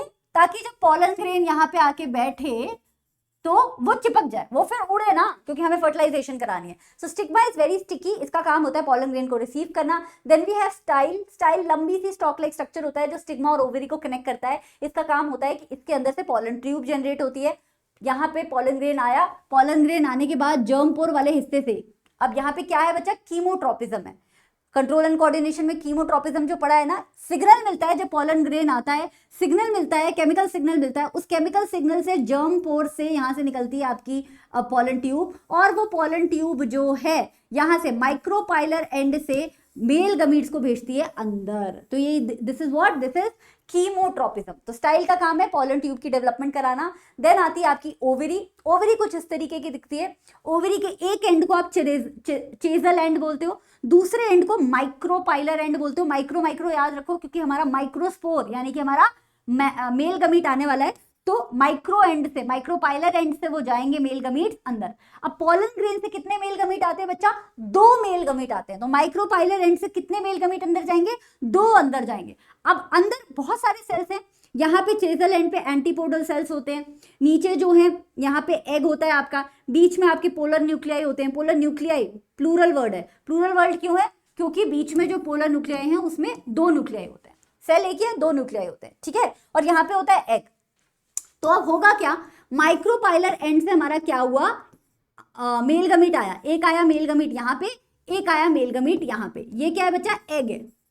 एक मेल गमीट एग के साथ मिल जाता है, एक मेल गमीट पोलर न्यूक्लियाई के साथ मिल जाता है। अब कॉमन सेंस लगाओ, मेल गमीट में क्रोमोसोम का नंबर था आधा, यहाँ पे पोलर न्यूक्लियाई है आधा और आधा, तो कितने नंबर ऑफ क्रोमोसोम हो गए यहाँ पे, 2 टाइम्स या 3 टाइम्स? 3 टाइम्स हो गए, क्योंकि यहाँ पे 2 न्यूक्लियस ऑलरेडी थे, वो भी मियोसिस दिखा के बने थे, और यहाँ पे भी था आपका आधा नंबर ऑफ क्रोमोसोम, तो दिस इज 3n। ठीक है, जब मेल गमीट एग से मिलता है तो एग में आधा था और मेल गमीट में आधा था, तो यहाँ पे होता है 2n, क्रोमोसोम का नंबर 2n, डिप्लॉइड। यहाँ पे ट्रिप्लॉइड, यहाँ पे डिप्लॉइड। तो ये छोटा सा एक डिफरेंस याद रखना। समझ आया? ओवरी कैसी होती है? ओवरी का एक एंड होता है चेजल एंड, दूसरा एंड होता है micropylar and. 2 male gamete micropylar and से आते हैं, एक मेल गमीट 2 पोलर न्यूक्लियाई के पास जाता है, दूसरा मेल गमीट जाता है आपका एग के पास, और इसी को आप बोलते हो बच्चा डबल फर्टिलाइजेशन। डबल फर्टिलाइजेशन क्यों हो रही है? क्योंकि 2 चीजें फर्टिलाइज हो रही है, एक हमारा एग फर्टिलाइज हो रहा है जो जिसे आप बोलते हो बायोलॉजी में सिनगैमी, और एक हमारा फर्टिलाइज हो रहा है 2 पोलर न्यूक्लियाई जिसे आप बोलते हो triple fusion. So basically double fertilisation has 2 processes, syngamy and triple fusion. Syngamy is the union of एक मेल गमीट और एक एग ताकि डिप्लॉइड जाइगोट बन सके, और triple fusion is the union of 2 polar nuclei and 1 male gamete ताकि हमारा PEC primary endosperm cell बन सके। अब बोलो मैम इसका क्या काम है? बच्चा पीईसी का क्या काम है? मैम सिर्फ सिनगैमी भी तो हो सकती थी, फर्टिलाइजेशन में जाइगोट में तो सिर्फ हमें ये चाहिए, इसका क्या काम है? काम ये है कि ये जो ओवरी है ना बच्चा, जब फर्टिलाइज्ड ओवरी, एफ लिख रही हूं यहाँ पे, फर्टिलाइज्ड ओवरी बाद में जाके क्या बनाती है? फ्रूट बनाती है, राइट? और ओवरी के अंदर जो ओव्यूल था, अभी हमने जो डायग्राम देखा था वो ओव्यूल का था, ओवरी के अंदर जो ओव्यूल था वो बाद में जाके क्या बनाता है? सीड बनाता है। अब कई प्लांट्स होते हैं उसमें कई सारे ओव्यूल्स होते हैं, तो कई सारे बीज होते हैं, कई प्लांट होते हैं उसमें एक ही बीज होता है बीच में, जैसे एप्रिकॉट वगैरह आप देखते हो, मैंगो वगैरह आप देखते हो, उसमें एक सिंगल गुठली होती है ना, सिंगल बीज होता है। तो ओव्यूल बनाता है सीड, ओवरी बनाती है फ्रूट। अब ये जो सीड बना है, ये जो सीड है, इसी के अंदर इंफॉर्मेशन है यार, इसी के अंदर लाइफ है जिंदा, इसी के अंदर जाइगोट है। इसी सीड को जब हम मिट्टी में डालेंगे ना, तब जाके इसमें से नया पौधा निकल सकता है। लेकिन बात तो ये है कि जब मिट्टी में डालेंगे तब नया पौधा निकलेगा, तब तक जाइगोट को न्यूट्रिशन कौन देगा? मिट्टी में तो न्यूट्रिशन है, लेकिन हर सीड मिट्टी तक तो नहीं जाता ना। बाजार में देखते हो सीड्स के पैकेट भी आते हैं, जब तक वो पैकेट में पड़े हुए हैं तब तक जाइगोट को न्यूट्रिशन कौन दे रहा है? वो जाइगोट को न्यूट्रिशन दे रहा है बच्चा प्राइमरी एंडोस्पर्म सेल। तो आप जो बाजार में जो बीज देखते हो वो बीज एक्चुअली सीड कोट के साथ होते हैं, उसमें जाइगोट तो होता ही होता है, साथ में पीईसी होता है बच्चा, और ऊपर की जो कोटिंग है उसे बोलते हो सीड कोट। तो सीड कोट के अंदर आपको जाइगोट और प्राइमरी एंडोस्पर्म सेल दोनों होते हैं। प्राइमरी एंडोस्पर्म सेल का काम होता है जाइगोट को नरिशमेंट प्रोवाइड करना जब तक सीड जो है जर्मिनेट नहीं कर रहा है। ठीक है, क्लियर? सीड जब तक जर्मिनेट नहीं कर रहा है। तो अभी तक हमने जितना पढ़ा बच्चा, उसकी ये सारी की सारी इंपॉर्टेंट डेफिनेशंस हैं, और मैंने इस चैप्टर के जो नोट्स बनाए हैं और जो क्वेश्चंस इंक्लूड किए हैं वो शिवदास की बुक में से किए हैं। So I thought I tell you, क्योंकि बुक को यार दे देना चाहिए जो बुक यूज कर रहे हो। साइंस की जो इनकी क्वेश्चन बैंक है मैं दिखा देती हूँ, मैंने उससे 1-2 क्वेश्चन डाले हैं। असर्शन और रीजनिंग भी आज मैं कराऊंगी, वो भी इसी बुक से डाले हैं। सो this is the book that I have used, this is amazing. इसके नोट्स भी बहुत अच्छे हैं, इसमें क्वेश्चंस भी बहुत अच्छे हैं, कॉम्पिटेंसी बेस्ड क्वेश्चन बहुत ही अच्छे हैं। So if you want to buy, इसका लिंक मैं डिस्क्रिप्शन में दे दूंगी, let me know if you want to buy. सबसे सस्ता लिंक जो इंटरनेट पे अवेलेबल होगा वो वाला दे दूंगी, but you can refer this. तो ये इंपॉर्टेंट डेफिनेशन है, मैंने डेफिनेशंस बताई हैं, बट अभी तक हमने जो पढ़ा है उसमें से ये डेफिनेशंस पेपर में एग्जैक्टली आ सकती हैं। ठीक है, चलिए नेक्स्ट। अब सीड का जर्मिनेशन होना है, तो सीड के अंदर, सीड कोट के अंदर अभी हमारे पास पीईसी प्राइमरी एंडोस्पर्म सेल भी है और जाइगोट भी है। अब सीड को जब हम मिट्टी में डालते हैं बच्चा, तो सीड जो है, बोलते हैं ना बीज को मिट्टी में डाल के पानी दे दो, पानी देने से क्या होता है? सीड पानी को एब्जॉर्ब कर लेता है। जब सीड पानी को एब्जॉर्ब करता है तो सीड स्वेल करने लगता है, यानी कि मोटू होने लगता है, बीज जो है सोलन होने लगता है। जब वो स्वेलन होता है तो उसका सीड कोट फटता है। ऑब्वियसली जब किसी चीज में ज्यादा पानी डाल दोगे, अंदर गुब्बारे में भी ज्यादा पानी डाल देते हो होली के टाइम पे, फट जाता है ना वो। तो सीड के अंदर जब ऑस्मोसिस से पानी भर जाता है तो सीड कोट फट जाता है। जब सीड कोट फट जाता है, वाटर और साथ में पानी क्या काम करता है? पानी उसके अंदर जो भी एंजाइम्स होती हैं उन्हें एक सिग्नल भेजता है कि भैया अब तुम्हारा जर्मिनेशन का टाइम आ गया, जल्दी से जो है एक्टिवेट हो जाओ। तो पानी के 2 काम, एक तो सीड कोट का फटना और दूसरा एंजाइम्स को एक्टिवेट करना। अब एंजाइम्स भी एक्टिव हो गई हैं, अब ये ग्रोथ एंजाइम्स है, इन्होंने सीड को अब क्या करवाना है? जर्मिनेट कराना है। अब जो सीड जब फटता है, सीड कोड फटता है, तो उसमें से दो तरीके के स्ट्रक्चर्स निकलते हैं बच्चा। एक जो ऊपर की तरफ ग्रो करना शुरू करता है, एक जो नीचे की तरफ ग्रो करना शुरू करता है। तो सीड कोड के स्प्लिट होने के बाद आपको सबसे पहले रेडिकल दिखेगा, सबसे पहले जड़ें दिखेंगी, ताकि सीड अपने आप को मिट्टी में अच्छे से एंकर कर ले। तो पहला स्ट्रक्चर जो निकलता है सीड से वो निकलता है रेडिकल। रेडिकल आया, रूट बननी स्टार्ट हो गई। रेडिकल के आने के बाद एक छोटा सा स्ट्रक्चर निकलता है ग्रीन कलर का, जो कि होता है प्लूमूल, जो ऊपर की तरफ ग्रो करता है, एंटी ग्रेविटी वो बनाता है, पॉजिटिवली फोटोट्रॉपिक है भैया, है ना, वो बनाता है शूट। और फिर धीरे धीरे धीरे धीरे रूट वाला रेडिकल डेवलप हो जाएगा, प्लूमूल डेवलप हो जाएगा, और दोनों मिलके बना लेंगे प्लांट। सो सीड की जर्मिनेशन के लिए पानी और न्यूट्रिशन इसीलिए जरूरी है, क्योंकि जब तक पानी और सॉइल का न्यूट्रिशन नहीं मिलेगा तब तक सिग्नलिंग नहीं होगी, तब तक जो है सीड डोरमेंट स्टेज में ही रहेगा, डोरमेंसी में रहता है, वो पीईसी से ले रहा होता है अपना न्यूट्रिशन, पानी वानी तो मिल नहीं रहा होता है, तो वो डोरमेंट स्टेज में ही रहेगा। डोरमेंसी ब्रेक तभी होती है जब उसे पानी मिलता है, सीड स्वोलन होता है, सीड कोड फटता है, एंजाइम्स एक्टिवेट होती हैं, we get plumule and radical, and that is how a seed starts growing into a plant. Cool, next, okay, 2 minute का ब्रेक है, 2 मिनट्स का ब्रेक है, and let's come back in 2 minutes. थोड़ा मैं पानी वानी पी लूं, and then we will start ये वाला, ठीक है, ह्यूमन बींग्स वाला।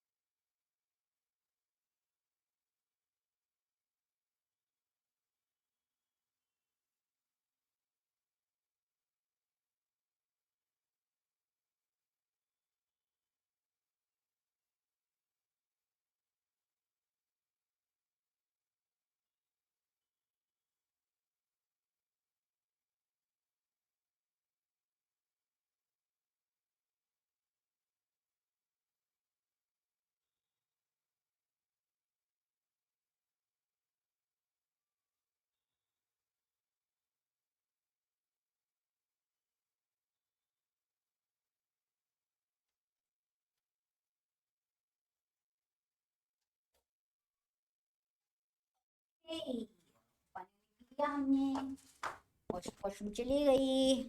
अब हम स्टार्ट करते हैं, start sexual reproduction in human beings. Unfortunately, human beings only show sexual reproduction. They don't show asexual mode of reproduction.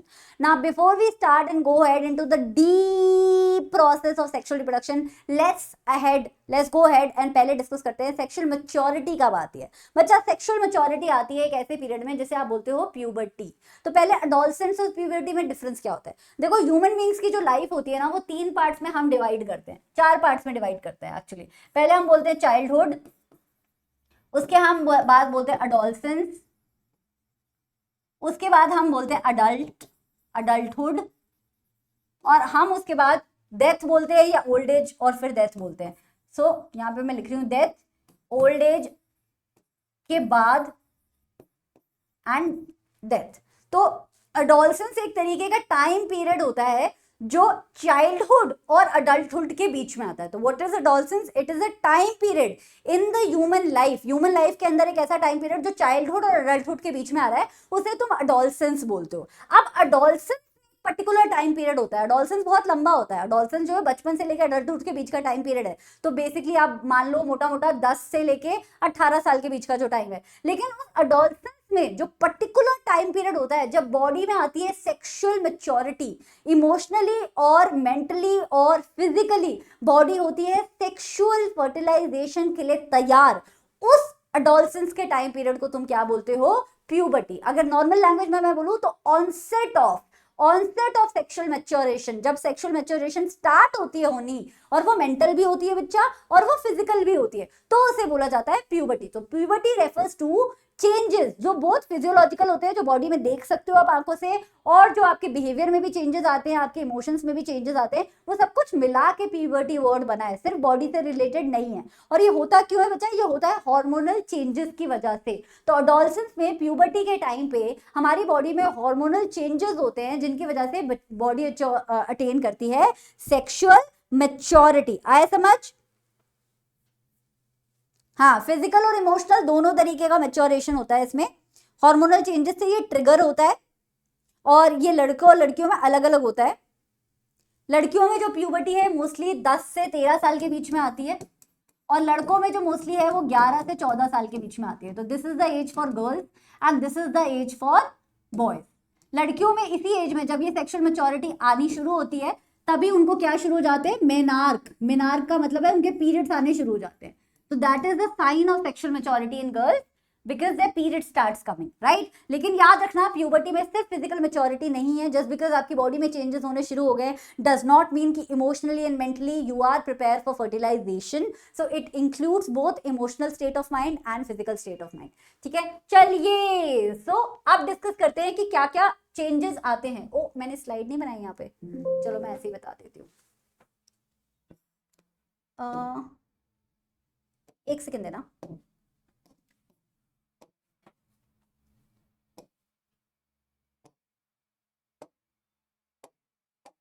हाँ जी, पहले मैं लिख लूँ बच्चा एक बार।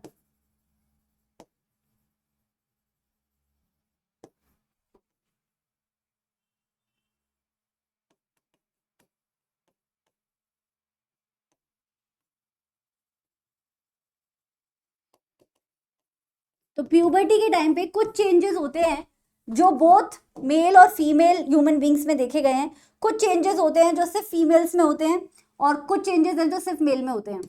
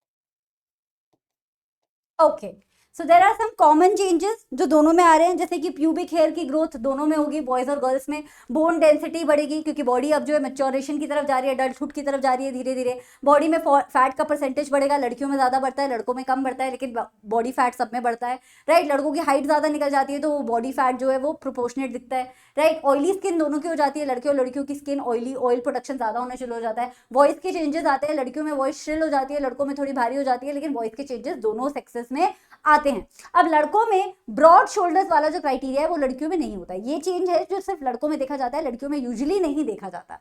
और लड़कों में वाइडर चेस्ट हो जाता है, उनकी जो बोलते हैं ना छाती चौड़ी होनी शुरू हो जाती है, तो चेस्ट उनका वाइड होना शुरू हो जाता है। फेशियल हेयर आते हैं, ये कॉमनली लड़कों में देखा गया है, लड़कियों में नहीं देखा गया है, ठीक है। साथ में ग्रोथ ऑफ प्यूबिक हेयर है, वो दोनों में देखा गया है, लड़कों में भी होता है, लड़कियों में भी होता है। प्यूबिक एरिया पे बाल जो है ज्यादा थिक और ज्यादा डार्क होने शुरू हो जाते हैं, डेंसिटी भी बढ़ जाती है। एक्ने और पिंपल्स दोनों में देखा गया है, लड़कों में भी और लड़कियों में भी। अगर आपकी नेचुरली स्किन ऑयली है तो एक्ने और प्रॉब्लम की प्रॉब्लम यहाँ पे ज्यादा एग्रेवेट भी हो जाती है, क्योंकि प्यूबर्टी आई है तो पिंपल्स आने शुरू होंगे, लेकिन अगर स्किन नेचुरली भी ऑयली है तो ऑयल प्रोडक्शन और ज्यादा हो जाता है और एक्ने प्रॉब्लम्स बहुत ज्यादा बढ़ जाती हैं। Here in armpits, arm under arms के अंदर जो बाल है वो दोनों कैटेगरी में आते हैं, लड़कों में थोड़े ज्यादा डार्क और ज्यादा डेंस आते हैं, लड़कियों में थोड़े कम आते हैं, बट दोनों सेक्सेस में आते हैं आर्मपिट्स में हेयर, राइट। लड़कियों में मेनार्क शुरू हो जाता है, पीरियड्स आने शुरू हो जाते हैं, आर्मपिट्स में हेयर है, प्यूबिक एरिया में हेयर है, उनके ब्रेस्ट की डेवलपमेंट होनी शुरू हो जाती है। वेस्ट का जो एरिया है, क्योंकि फर्टिलाइजेशन होता है आपका आपके फीमेल रिप्रोडक्टिव सिस्टम में, फीमेल रिप्रोडक्टिव सिस्टम होता है अब्डोमेन वाले एरिया में, अब्डोमेन से नीचे जो होता है, अब्डोमेन से ही आपका यूट्रस वगैरह स्टार्ट हो जाता है, राइट। सो वो वाले एरिया में जो आपकी कमर के आसपास वाला जो एरिया है वो थोड़ा सा मोटा होना शुरू हो जाता है। क्यों? क्योंकि बॉडी एक तरीके से प्रिपेयर करने लग जाती है अपने आप को फर्टिलाइजेशन के लिए, तो लड़कियों में ये चेंजेस आते हैं। वहां पे चेस्ट ब्रॉड हो रहा है, यहाँ पे जो है आपका वेस्ट वाला एरिया ब्रॉड हो रहा है। So these are some of the changes that girls and boys go through during puberty. और प्यूबर्टी का जो मैंने टाइम बताया है वो हर बुक में आपको अलग मिलेगा। गूगल करोगे तो 8 से 10 साल बताते हैं लड़कियों के लिए, और लड़कों के लिए 10 से 12 साल बताते हैं। कहीं पे 10 से 14 लिखा है, कहीं पे 11 से 13 लिखा है, क्योंकि प्यूबर्टी सब लोगों के लिए एक्चुअली अलग आती है। लाइक फॉर इंस्टेंस मैं बात करूं तो मेरा पीरियड्स आने शुरू हुए थे क्लास 10th में, when I was I think 14 और 15 इयर्स ओल्ड, तो विच इज अगर कन्वेंशनल स्टैंडर्ड से देखा जाए तो काफी लेट है। प्यूबर्टी उससे पहले आ जानी चाहिए थी। तो प्यूबर्टी का अपना टाइम होता है बच्चा, हर बॉडी डिफरेंट तरीके से बिहेव करती है, आपके खान पान का, आपके स्ट्रेस लेवल का, आपके एनवायरमेंटल कंडीशंस का, सब चीजों का बहुत फर्क पड़ता है। So if your puberty, if you are not getting these signs in your body right now, there is nothing to worry about, आज ना कल वो हो जाएगा, and just wait for it, be patient for it, ठीक है। So this is what puberty is. Now let's talk about male reproductive system. अब human males के रिप्रोडक्टिव सिस्टम को ब्रॉडली आप दो पार्ट्स में डिवाइड कर सकते हो, एक्सटर्नल पार्ट्स जो हमें बाहर बॉडी के दिखते हैं, और इंटरनल पार्ट्स जो बॉडी के अंदर होते हैं। बाहर बॉडी के होता है इनका पीनिस और स्क्रोटम। स्क्रोटम क्या होता है? एक बैग लाइक स्ट्रक्चर होता है। स्क्रोटम एक पाउच होता है, इस एक पाउच के अंदर टेस्टिस होते हैं, ठीक है। लेकिन टेस्टिस काउंट किस में होंगे? इंटरनल पार्ट्स में, क्योंकि स्क्रोटम बॉडी के बाहर दिखता है फिजियोग्राफिकली, लेकिन टेस्टिस नहीं दिखते हैं, वो स्क्रोटम के अंदर होते हैं। So there is one penis and one scrotum, these are the external parts. और ये भी क्वेश्चन बहुत आता है कि स्क्रोटम बॉडी के बाहर क्यों होता है ह्यूमन बींग्स में। जैसे मेल रिप्रोडक्टिव सिस्टम में तो जो हमारी ओवरीज है, जहाँ पे मेन हमारा एग बनेगा, वो तो बॉडी के अंदर होता है। फीमेल्स में, मेल्स में वो बाहर क्यों होता है? मेल्स में बाहर इसलिए होता है बच्चा, क्योंकि जो इसमें स्पर्म की प्रोडक्शन होनी है ना, स्क्रोटम के अंदर जो टेस्टिस है उसमें स्पर्म की प्रोडक्शन होनी है, वो स्पर्म की प्रोडक्शन के लिए हमें बॉडी टेम्परेचर से थोड़ा सा ठंडा टेम्परेचर चाहिए होता है, 4-5 डिग्री कम टेम्परेचर चाहिए होता है। तो वो बॉडी के अंदर ही रहेगा स्क्रोटम, तो वो नहीं मिल पाएगा, इसलिए वो बॉडी के बाहर होता है, ठीक है। तो ये हो गया हमारे एक्सटर्नल ऑर्गन्स। इंटरनल पार्ट्स में हमारे पास मेल्स में होता है टेस्टिस, जो हमारा मेन ऑर्गन है, जैसे प्राइमरी सेक्स ऑर्गन बोला जाता है बच्चा, क्योंकि इसमें हमारे बनते हैं स्पर्म्स, ठीक है। पेयर होता है, टेस्टिस कितने होते हैं बच्चा? पेयर होता है। तो 2 टेस्टिस होते हैं जो एक स्क्रोटम में प्रेजेंट होते हैं। Now then we also have epididymis. Epididymis के पास हमारे पास वास डिफरेंस होती है, और हमारे पास होते हैं एक्सेसरी ग्लैंड्स। ये ग्लैंड्स जो हैं स्पर्म्स के साथ मिलकर सीमेन बनाते हैं, है ना। जब मेल बॉडी से इजैकुलेशन होता है तो हमें सिर्फ स्पर्म्स नहीं मिलते, उसमें सीमेन होता है, उसमें और बहुत सारी सिक्रीशन होती है। तो वो सिक्रीशन कहाँ से आती है? इन एक्सेसरी ग्लैंड से आती है। So we have 3 accessory glands, seminal vesicle है, प्रोस्टेट है, और बल्बो यूरेथ्रल है। पहले पीनिस की बात करते हैं। पीनिस का अगर स्ट्रक्चर डिस्कस करूं मैं, तो 3 स्ट्रक्चर्स होते हैं। एक जो पीनिस की रूट होती है, जिससे वो आपके बॉडी से कनेक्टेड होता है। मेन पार्ट जो होता है बॉडी, उसकी जो लेंथ होती है पीनिस की, उसे आप शाफ्ट बोलते हो, राइट। और जो टिप होता है पीनिस का उसे आप बोलते हो ग्लांस पीनिस। क्या बोलते हो? Glans penis. तो ग्लांस पीनिस में ही आपका यूरेथ्रा प्रेजेंट होता है मेल बॉडी में, वहीं से आपका जो एजैकुलेशन भी होता है और वहीं से आपका जो यूरिन फॉर्मेशन होके भी वो एक्सक्रीट आउट होता है। ठीक है, कहां पे होता है वो होल? वो होता है ग्लांस पीनिस पे। रूट बॉडी से अटैच कर रही है, शाफ्ट हो गई लेंथ पीनिस की और ग्लांस पीनिस हो गया टिप पीनिस का। नाउ स्क्रॉटम की बात करें, एक सैक है, पाउच लाइक स्ट्रक्चर होता है, very very very delicate of a structure, क्योंकि इसके अंदर आपके 2 टेस्टिस हैं और वो टेस्टिस हमारे स्पर्म प्रोड्यूस कर रहे हैं। तो scrotums are really important for a male reproductive system, right. Now seminal vesicle की बात करें तो सेमिनल वेसिकल का मेन फंक्शन होता है स्पर्म को नरिशमेंट देना। ये जो सिक्रीशन देते हैं अपनी स्पर्म्स के साथ मिक्स होके, वो स्पर्म को नरिशमेंट देते हैं। क्यों? क्योंकि स्पर्म को भी लंबे टाइम के लिए अभी जाना है भैया, अभी फर्टिलाइजेशन में टाइम है, अभी वो वजाइना से एंटर करके वो पहुंचेंगे फलोपियन ट्यूब में, तब जाके फर्टिलाइजेशन होगा, तो तब तक के लिए नरिशमेंट प्रोवाइड करता है। प्रोस्टेट जो ग्लैंड होता है हमारा, एक्सेसरी ग्लैंड है। प्रोस्टेट ग्लैंड स्पर्म्स को मोटिलिटी देता है। ये जो लिक्विड सिक्रीट करता है, सिक्रीशन देता है, उससे स्पर्म्स को मोटिलिटी मिलती है, ताकि अगेंस्ट द ग्रेविटी, वजाइना से ऊपर की तरफ जाना है तो आपको जो अगेंस्ट द ग्रेविटी ट्रैवल करना है उसमें आपको चाहिए motility, right. Then we have bulbourethral gland. It is an accessory gland जो प्रोवाइड करता है स्पर्म्स को एल्कनिटी, क्योंकि जो ह्यूमन वजाइना होता है बच्चा, फीमेल्स में जो वजाइना होता है उसका पीएच जो है वो एसिडिक होता है, एसिडिक होता है। ठीक है, नेचुरली वहां का पीएच एसिडिक होता है। क्यों होता है एसिडिक? क्योंकि हमारा जो फीमेल्स का जो स्ट्रक्चर होता है उसमें कोई इंफेक्शन ना हो, एनवायरमेंटल चेंजेस से, पसीने से, इससे उससे चेंजेस ना हो, इसलिए वहां का मीडियम नेचुरली एसिडिक होता है। अब स्पर्म्स को अगर हम एल्कलाइन नहीं बनाएंगे बल्बोयूरेथ्रल की सिक्रीशन के साथ, तो उनके यहाँ पे एसिडिक मीडियम में जाके सरवाइव करने के चांसेस बहुत कम होंगे। इसीलिए स्पर्म को एल्कलाइन बनाने के लिए बल्बोयूरेथ्रल ग्लैंड होता है, ताकि वो जाके वजाइना में उसके पीएच को न्यूट्रलाइज करे और स्पर्म्स की जिंदगी को बरकरार रखे। Because we as a species want कि फर्टिलाइजेशन होता रहे, ह्यूमन बींग्स की फर्टिलिटी बरकरार है। ओके, सो ये स्ट्रक्चर था। स्ट्रक्चर के बाद टेस्टिस की बात करते हैं। टेस्टिस हमारे ह्यूमन मेल्स का है प्राइमरी सेक्स ऑर्गन। किसी भी सेक्स ऑर्गन को प्राइमरी बोलने के लिए 2 चीजें होती हैं, एक वो मेन हार्मोन सिक्रीट करना होना चाहिए और वो मेन सेक्स सेल सिक्रीट करना होना चाहिए। तो टेस्टिस दोनों करता है। टेस्टिस में ही स्पर्म बनते हैं बच्चा, दोनों टेस्टिस में, लेफ्ट और राइट। और टेस्टिस में ही टेस्टोस्टेरॉन जो male sex organ, male sex hormone जिसे बोलते हैं, मेन मेल सेक्स हार्मोन, वो बनता है। टेस्टोस्टेरॉन बहुत इंपॉर्टेंट होता है लड़कों में प्यूबर्टी के टाइम और प्यूबर्टी के बाद भी, क्योंकि इससे लड़कों में फर्टिलिटी बनती है। टेस्टोस्टेरॉन से आपका स्पर्म का प्रोडक्शन जुड़ा हुआ होता है, प्रोडक्शन अच्छे से हो रहा है कि नहीं हो रहा है, सही क्वांटिटी में स्पर्म्स प्रोड्यूस हो रहे हैं कि नहीं हो रहे। जो सेकेंडरी कैरेक्टरिस्टिक्स है, सेक्सुअल कैरेक्टरिस्टिक्स जो भी हमने पीछे पढ़े लड़कों के, वो भी टेस्टोस्टेरॉन कंट्रोल करता है। अच्छा, एक और बात मैं बता दूं, ऐसा नहीं है कि टेस्टोस्टेरॉन लड़कियों में कम होता नहीं है, लड़कियों में भी टेस्टोस्टेरॉन प्रेजेंट होता है, लेकिन उसकी क्वांटिटी बहुत कम होती है। इसीलिए लड़कियों में मेल सेक्सुअल सेकेंडरी कैरेक्टरिस्टिक्स आपको देखने को नहीं मिलते हैं। अगर लड़कियों में टेस्टोस्टेरॉन का लेवल थोड़ा बढ़ जाता है तो उनके हार्मोनल डिसबैलेंस होना शुरू हो जाता है।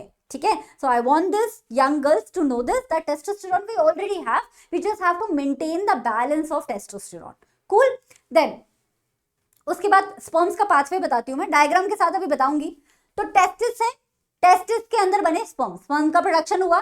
टेस्टिस के बाद टेस्टिस जुड़े हुए होते हैं, टेस्टिस के आसपास होती है कॉइल्ड स्ट्रक्चर होता है। कॉइल्ड स्ट्रक्चर में स्पर्म्स होते हैं स्टोर, स्पर्म प्रोड्यूस हुए जा रहे हैं, एपिडिडमिस से स्टोर हुए जा रहे हैं। जब एक particular amount of sperms produce हो जाते हैं एपिडिडमिस में, तो एपिडिडमिस से वो स्पर्म्स को बाहर निकाल दिया जाता है, पुश कर दिया जाता है कि भैया एपिडिडमिस खाली करो, आगे भी तो स्पर्म प्रोडक्शन होना है। तो एपिडिडमिस पुश करके सारे स्पर्म्स को कहां भेज देती है? वास डेफरेंस में भेज देती है। वास डेफरेंस का क्या काम है? एपिडिडमिस को बाकी जो भी डक्ट थे उनसे कनेक्ट करना, ट्रांसपोर्टेशन का काम है। तो वास डेफरेंस वहां से स्पर्म लाई और स्पर्म लाके उसने बनाया इजैकुलेटरी डक्ट। आगे जाके वास डेफरेंस में सेमिनल वेसिकल मिल जाता है, और जब वास डेफरेंस और सेमिनल वेसिकल जिस जगह पे मिलते हैं उस पॉइंट को हम बोलते हैं इजैकुलेटरी डक्ट। अब यहाँ पे वास डेफरेंस में सेमिनल वेसिकल की क्या आ गई? सिक्रीशंस आ गई। एक छोटा सा मैं होमवर्क क्वेश्चन दे रही हूँ, आपको मुझे बताना है कि प्रोस्टेट और बल्बोयूरेथ्रल ग्लैंड्स की सिक्रीशन कहाँ पे आती है? सेमिनल वेसिकल की तो आ गई इजैकुलेटरी डक्ट में, इन दोनों की कहाँ आती है? इसी में आती है कि कोई और डक्ट होता है? You have to tell me in the comment. ठीक है।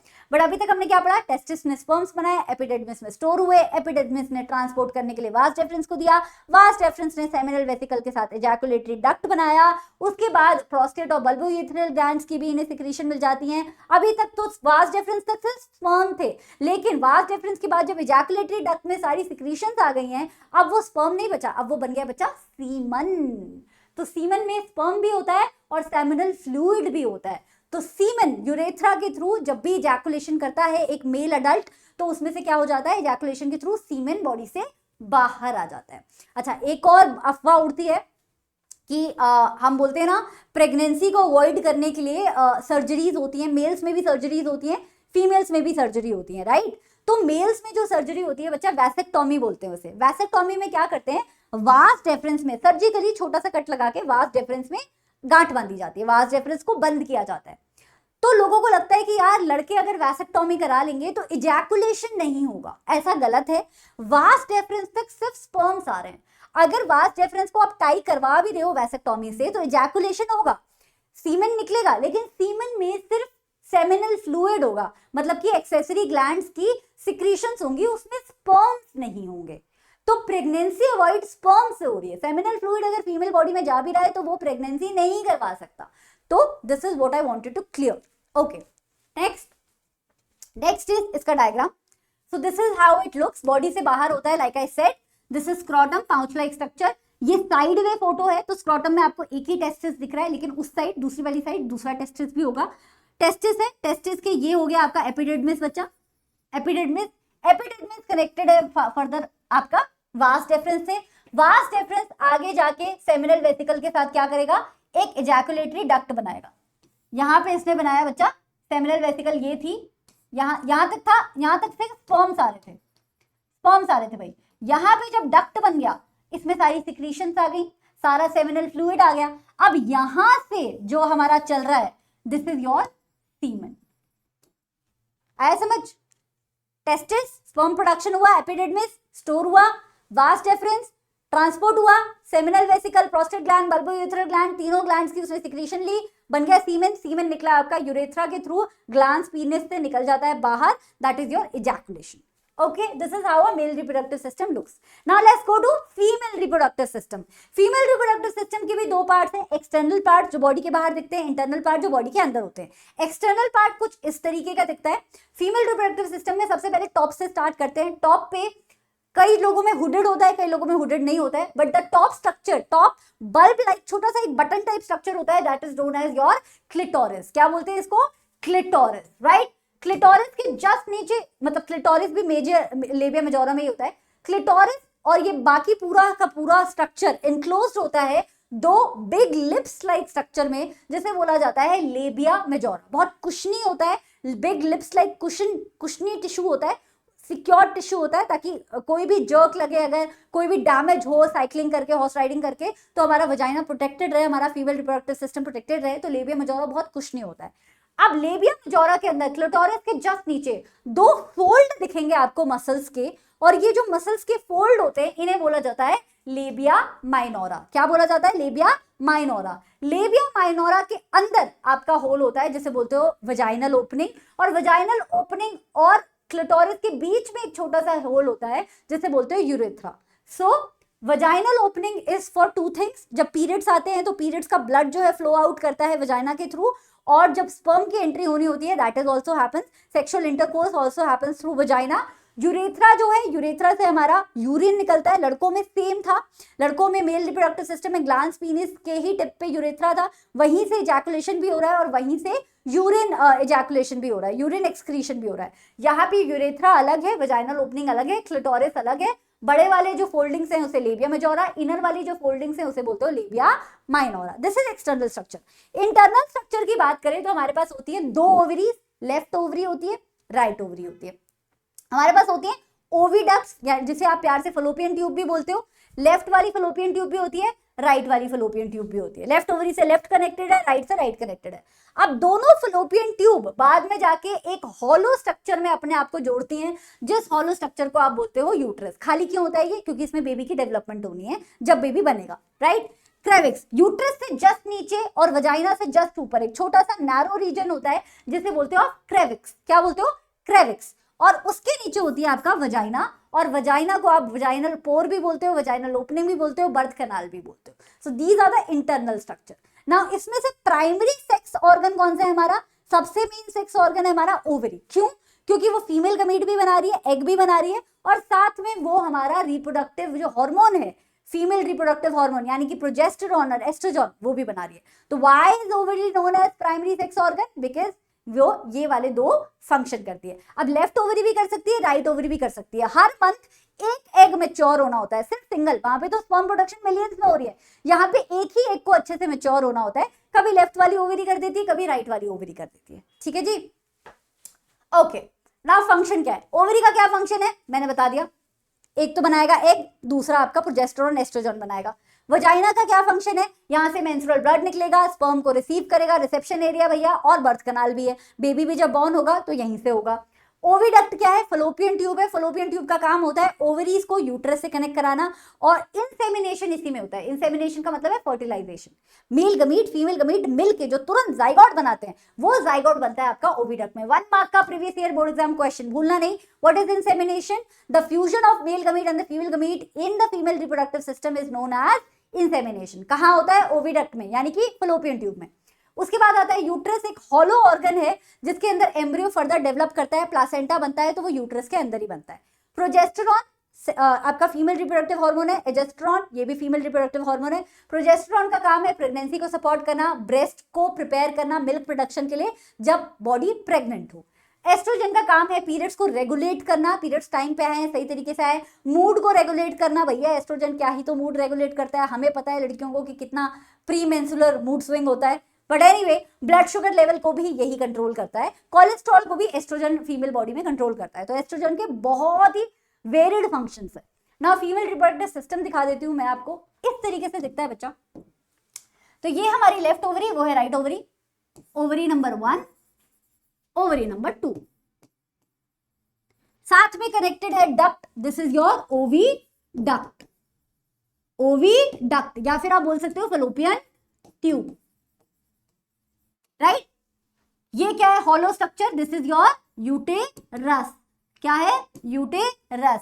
दिस इज योर वजाइना या फिर vaginal opening, birth canal, vaginal opening. Vaginal opening और यूट्रस के बीच में जो एरिया है, this is your cervix, this is your cervix. तो होता क्या है, स्पर्म्स की एंट्री होती है, मिलियंस ऑफ स्पर्म्स एंटर करते हैं, सब स्विम करते हैं, स्विम करते करते क्रेविक्स को क्रॉस करते हैं, क्रेविक्स को क्रॉस करने के बाद यूट्रस को क्रॉस करते हैं, और स्पर्म्स पहुंच जाते हैं बच्चा ओविडक्ट में। ठीक है, मान लो इस महीने ओविडक्ट में लेफ्ट वाली ओवरी से एग आया हुआ था, एग आया हुआ था, मैच्योर एग आया हुआ था। स्पर्म जाएगा एग के साथ, एग को करेगा फर्टिलाइज, फर्टिलाइज करके यहां पे बनेगा जाइगोट। क्या बनेगा? Zygote, right. अब बन गया भाई यहाँ पे zygote. This is your zygote. Zygote धीरे धीरे धीरे धीरे डेवलप करेगा, रैपिडली क्या करेगा? डेवलप करेगा। 4 cell stage, 8 cell stage, blastomere बनेगा, फलाना बनेगा, ढिमकाना बनेगा, कुछ भी सिलेबस में नहीं है, बस इतना समझ लो, डेवलप करेगा रैपिडली। अब जाइगोट डेवलप जैसे जैसे कर रहा है वैसे वैसे वो थोड़ा थोड़ा थोड़ा थोड़ा नीचे आता जा रहा है। ठीक है, अब जाइगोट से बन रहा है एम्ब्रियो। जब वो एम्ब्रियो स्टेज में आएगा तब वो यहां तक पहुंच जाएगा आपका यूट्रस तक, और फिर वो एम्ब्रियो स्टेज में यूट्रस में जाके क्या हो जाएगा? एम्बेड हो जाएगा, एम्बेड हो जाएगा। अब जैसे ही वो यूट्रस में एम्बेड हो गया, अब इसे आप बोल रहे हो एम्ब्रियो, जाइगोट नहीं है ये, डेवलप हो गया भाई, एम्ब्रियो बन गया, फेलिसिटेशन हो गया, पढ़ लिख लिया। ठीक है, अब यहाँ पे प्लासेंटा बनना शुरू होगा, यहाँ की जो लाइनिंग है इसी में बीच में प्लासेंटा बनना शुरू होगा। So this is how a fertilization looks like in a female body. सबसे पहले स्पर्म एंटर किया, स्पर्म के पास मोटिलिटी होती है, एनर्जी होती है, न्यूट्रिशन होता है, वो ऊपर की तरफ स्विम करेगा। वजाइना से गया क्रेविक्स, क्रेविक्स से गया यूट्रस, यूट्रस से गया ओविडक्ट में, ओविडक्ट में हुआ इंसेमिनेशन। एक लकी स्पर्म ने फर्टिलाइज कर दिया एक एग को, और जैसे ही वो एक लकी स्पर्म एग को फर्टिलाइज कर देता है, एग की वॉल जो है बाकी स्पर्म्स के लिए इम्परमिएबल हो जाती है, क्योंकि हमें पता है बहुत सारे एग्स ने अगर स्पर्म एग बहुत सारे स्पर्म्स ने अगर एग को फर्टिलाइज कर दिया तो क्रोमोसोम का नंबर बिगड़ जाएगा यार, स्पीसीज कैसे मेंटेन होगी, बेबी कैसे बनेगा।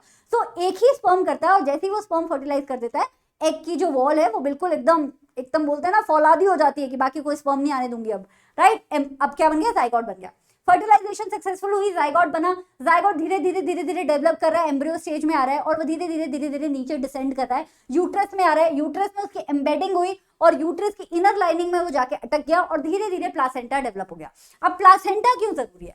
प्लासेंटा जरूरी है क्योंकि ये जो डेवलपिंग एम्ब्रियो है, जो बाद में जाके फीटस बनेगा, फीटस से पूरा एक बेबी बनेगा, तो ये जो डेवलपिंग फीटस है, इसे चाहिए होता है बच्चा हवा, ऑक्सीजन, खाना, और इसे एक्सक्रीशन भी करना है। तो इसे ऑक्सीजन मिलता है प्लासेंटा के through. Placenta is a special tissue जिससे मम्मी की ब्लड वेसल्स कनेक्टेड होती हैं, वो ऑक्सीजनेटेड ब्लड लाती हैं और वो ऑक्सीजनेटेड ब्लड प्लासेंटा टिश्यू के थ्रू बेबी को मिलता रहता है, तो ऑक्सीजन मिल रही है।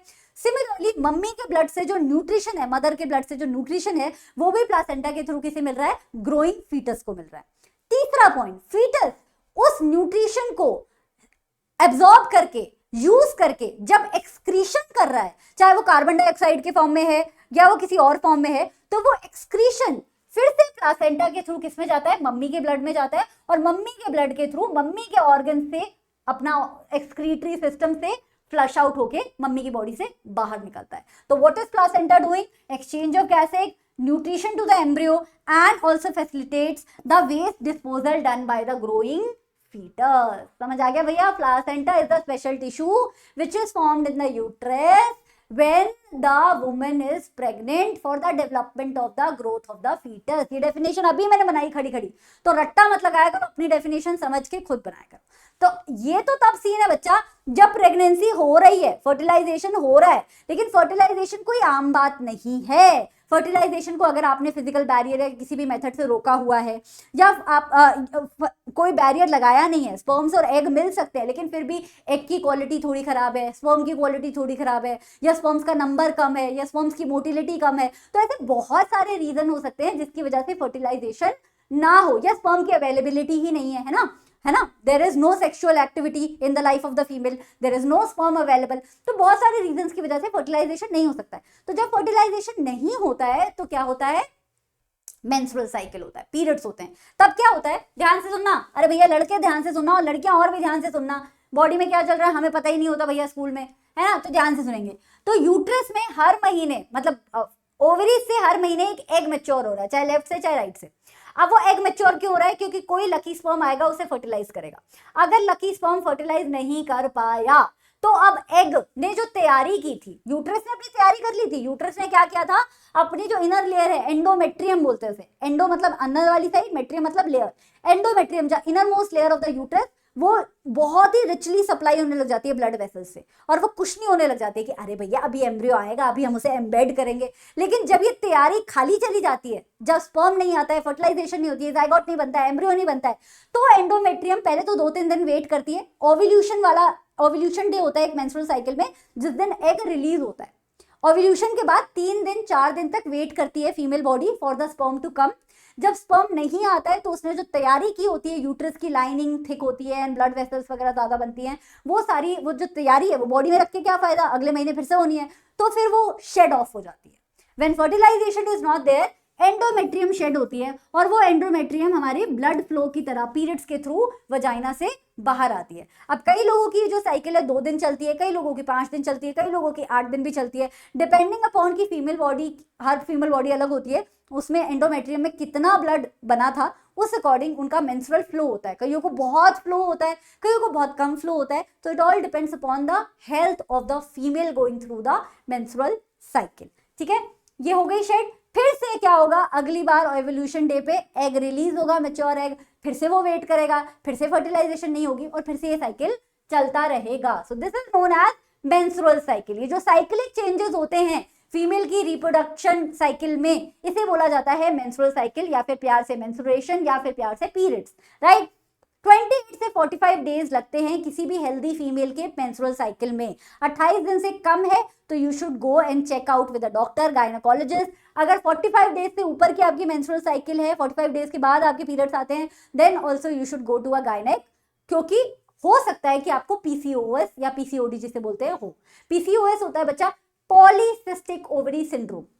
यानी कि ओवरी में एग बन तो रहे हैं, मैच्योर तो हो रहे हैं, लेकिन वो एग वहां से रिलीज नहीं हो रहे हैं। तो जब वो एग वहां से रिलीज नहीं हो रहे हैं, इसमें पॉलीसिस्टिक ओवरी सिंड्रोम बहुत कारणों की वजह से होता है। कभी एस्ट्रोजन के लेवल्स में डिसफंक्शन होता है, कभी प्रोजेस्टेरॉन, कभी प्रोलैक्टिन नाम का एक हार्मोन होता है, कभी टेस्टोस्टेरॉन बॉडी में ज्यादा हो जाता है, बहुत सारे कारण, कभी स्ट्रेस की वजह से हो जाता है। तो पीसीओएस के बहुत सारे कारण हैं, बट मेन फंडा क्या है कि एक हार्मोनल डिसऑर्डर है जिसमें आपके ओवरीज में एग मैच्योर तो हो रहा है लेकिन रिलीज नहीं हो रहा। तो वो जो मैच्योर्ड एग है वो वही ओवरीज में रह जाते हैं, और जब आप अल्ट्रासाउंड कराओगे तो आपकी ओवरीज में आपको सिस्ट दिखेंगे। क्या दिखेंगे बच्चा?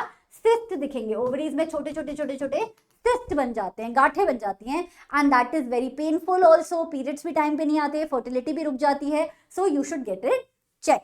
नाउ मेनार्क मैंने बता ही दिया था, प्यूबर्टी में जब ऑनसेट होता है पीरियड्स का फीमेल बॉडी में तो उसे मेनार्क बोलते हैं। सिमिलरली कुछ टाइम बाद 40 से 50 और 55 के बीच में फीमेल्स में जो है पीरियड्स आने बंद हो जाते हैं, उसके बाद वो बेबी प्रोड्यूस नहीं कर सकती हैं, तो उस स्टेज को बोला जाता है मेनोपॉज, यानी कि पॉज लग गया भाई, पीरियड्स अब नहीं आ रहे हैं। ठीक है, तो एक क्विज क्वेश्चन दे रही हूं आपको, मुझे बताना है कि जो बर्थ देने की जो प्रक्रिया है, after fertilization happens, foetus develop करता है 9 मंथ्स तक, अलग अलग स्पीसीज में अलग अलग पीरियड होता है, उस पीरियड को बोलते हैं जेस्टेशन पीरियड। एक तो यहां से मैंने हटा ही दिया, जो बेबी के डेवलपमेंट का पीरियड होता है जो हर स्पीसीज के लिए अलग अलग होता है उसे बोलते हैं gestation period.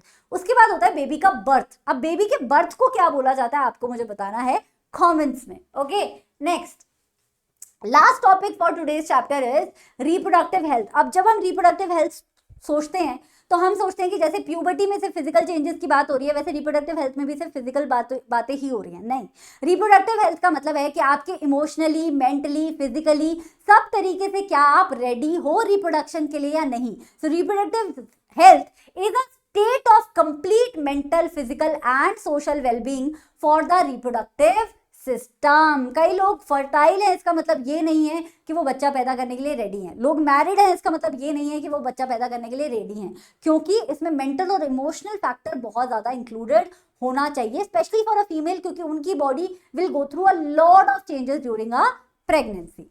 Now reproductive health में the most important thing that I want to teach you and NCERT want to teach you is STD. So when you don't do safe sex, जब safe sex नहीं होता है, safe intercourse नहीं होता है, so there are chances of sexually transmitted disease. ये वो बीमारियां होती हैं बच्चा जो हो सकता है बाकी चीजों से भी फैलती हूँ लेकिन सेक्स के थ्रू भी फैल सकती हैं। So sexually transmitted diseases are the diseases that can be transferred from one person to another through sexual intimacy, right? अब sexual intimacy में सिर्फ intercourse नहीं आता है, इंटरकोर्स के अलावा भी देयर आर डिफरेंट प्रोसेसेस जिनसे एसटीडी हो सकती है।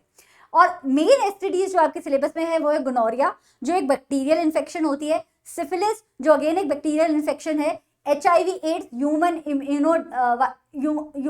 इम्यून वायरस, राइट, इम्यूनोवायरस जो एड्स कॉज करता है, जो वायरस की वजह से होती है और बहुत डेडली होती है, आपको पता ही है, पूरा का पूरा इम्यूनिटी खत्म हो जाती है बॉडी की।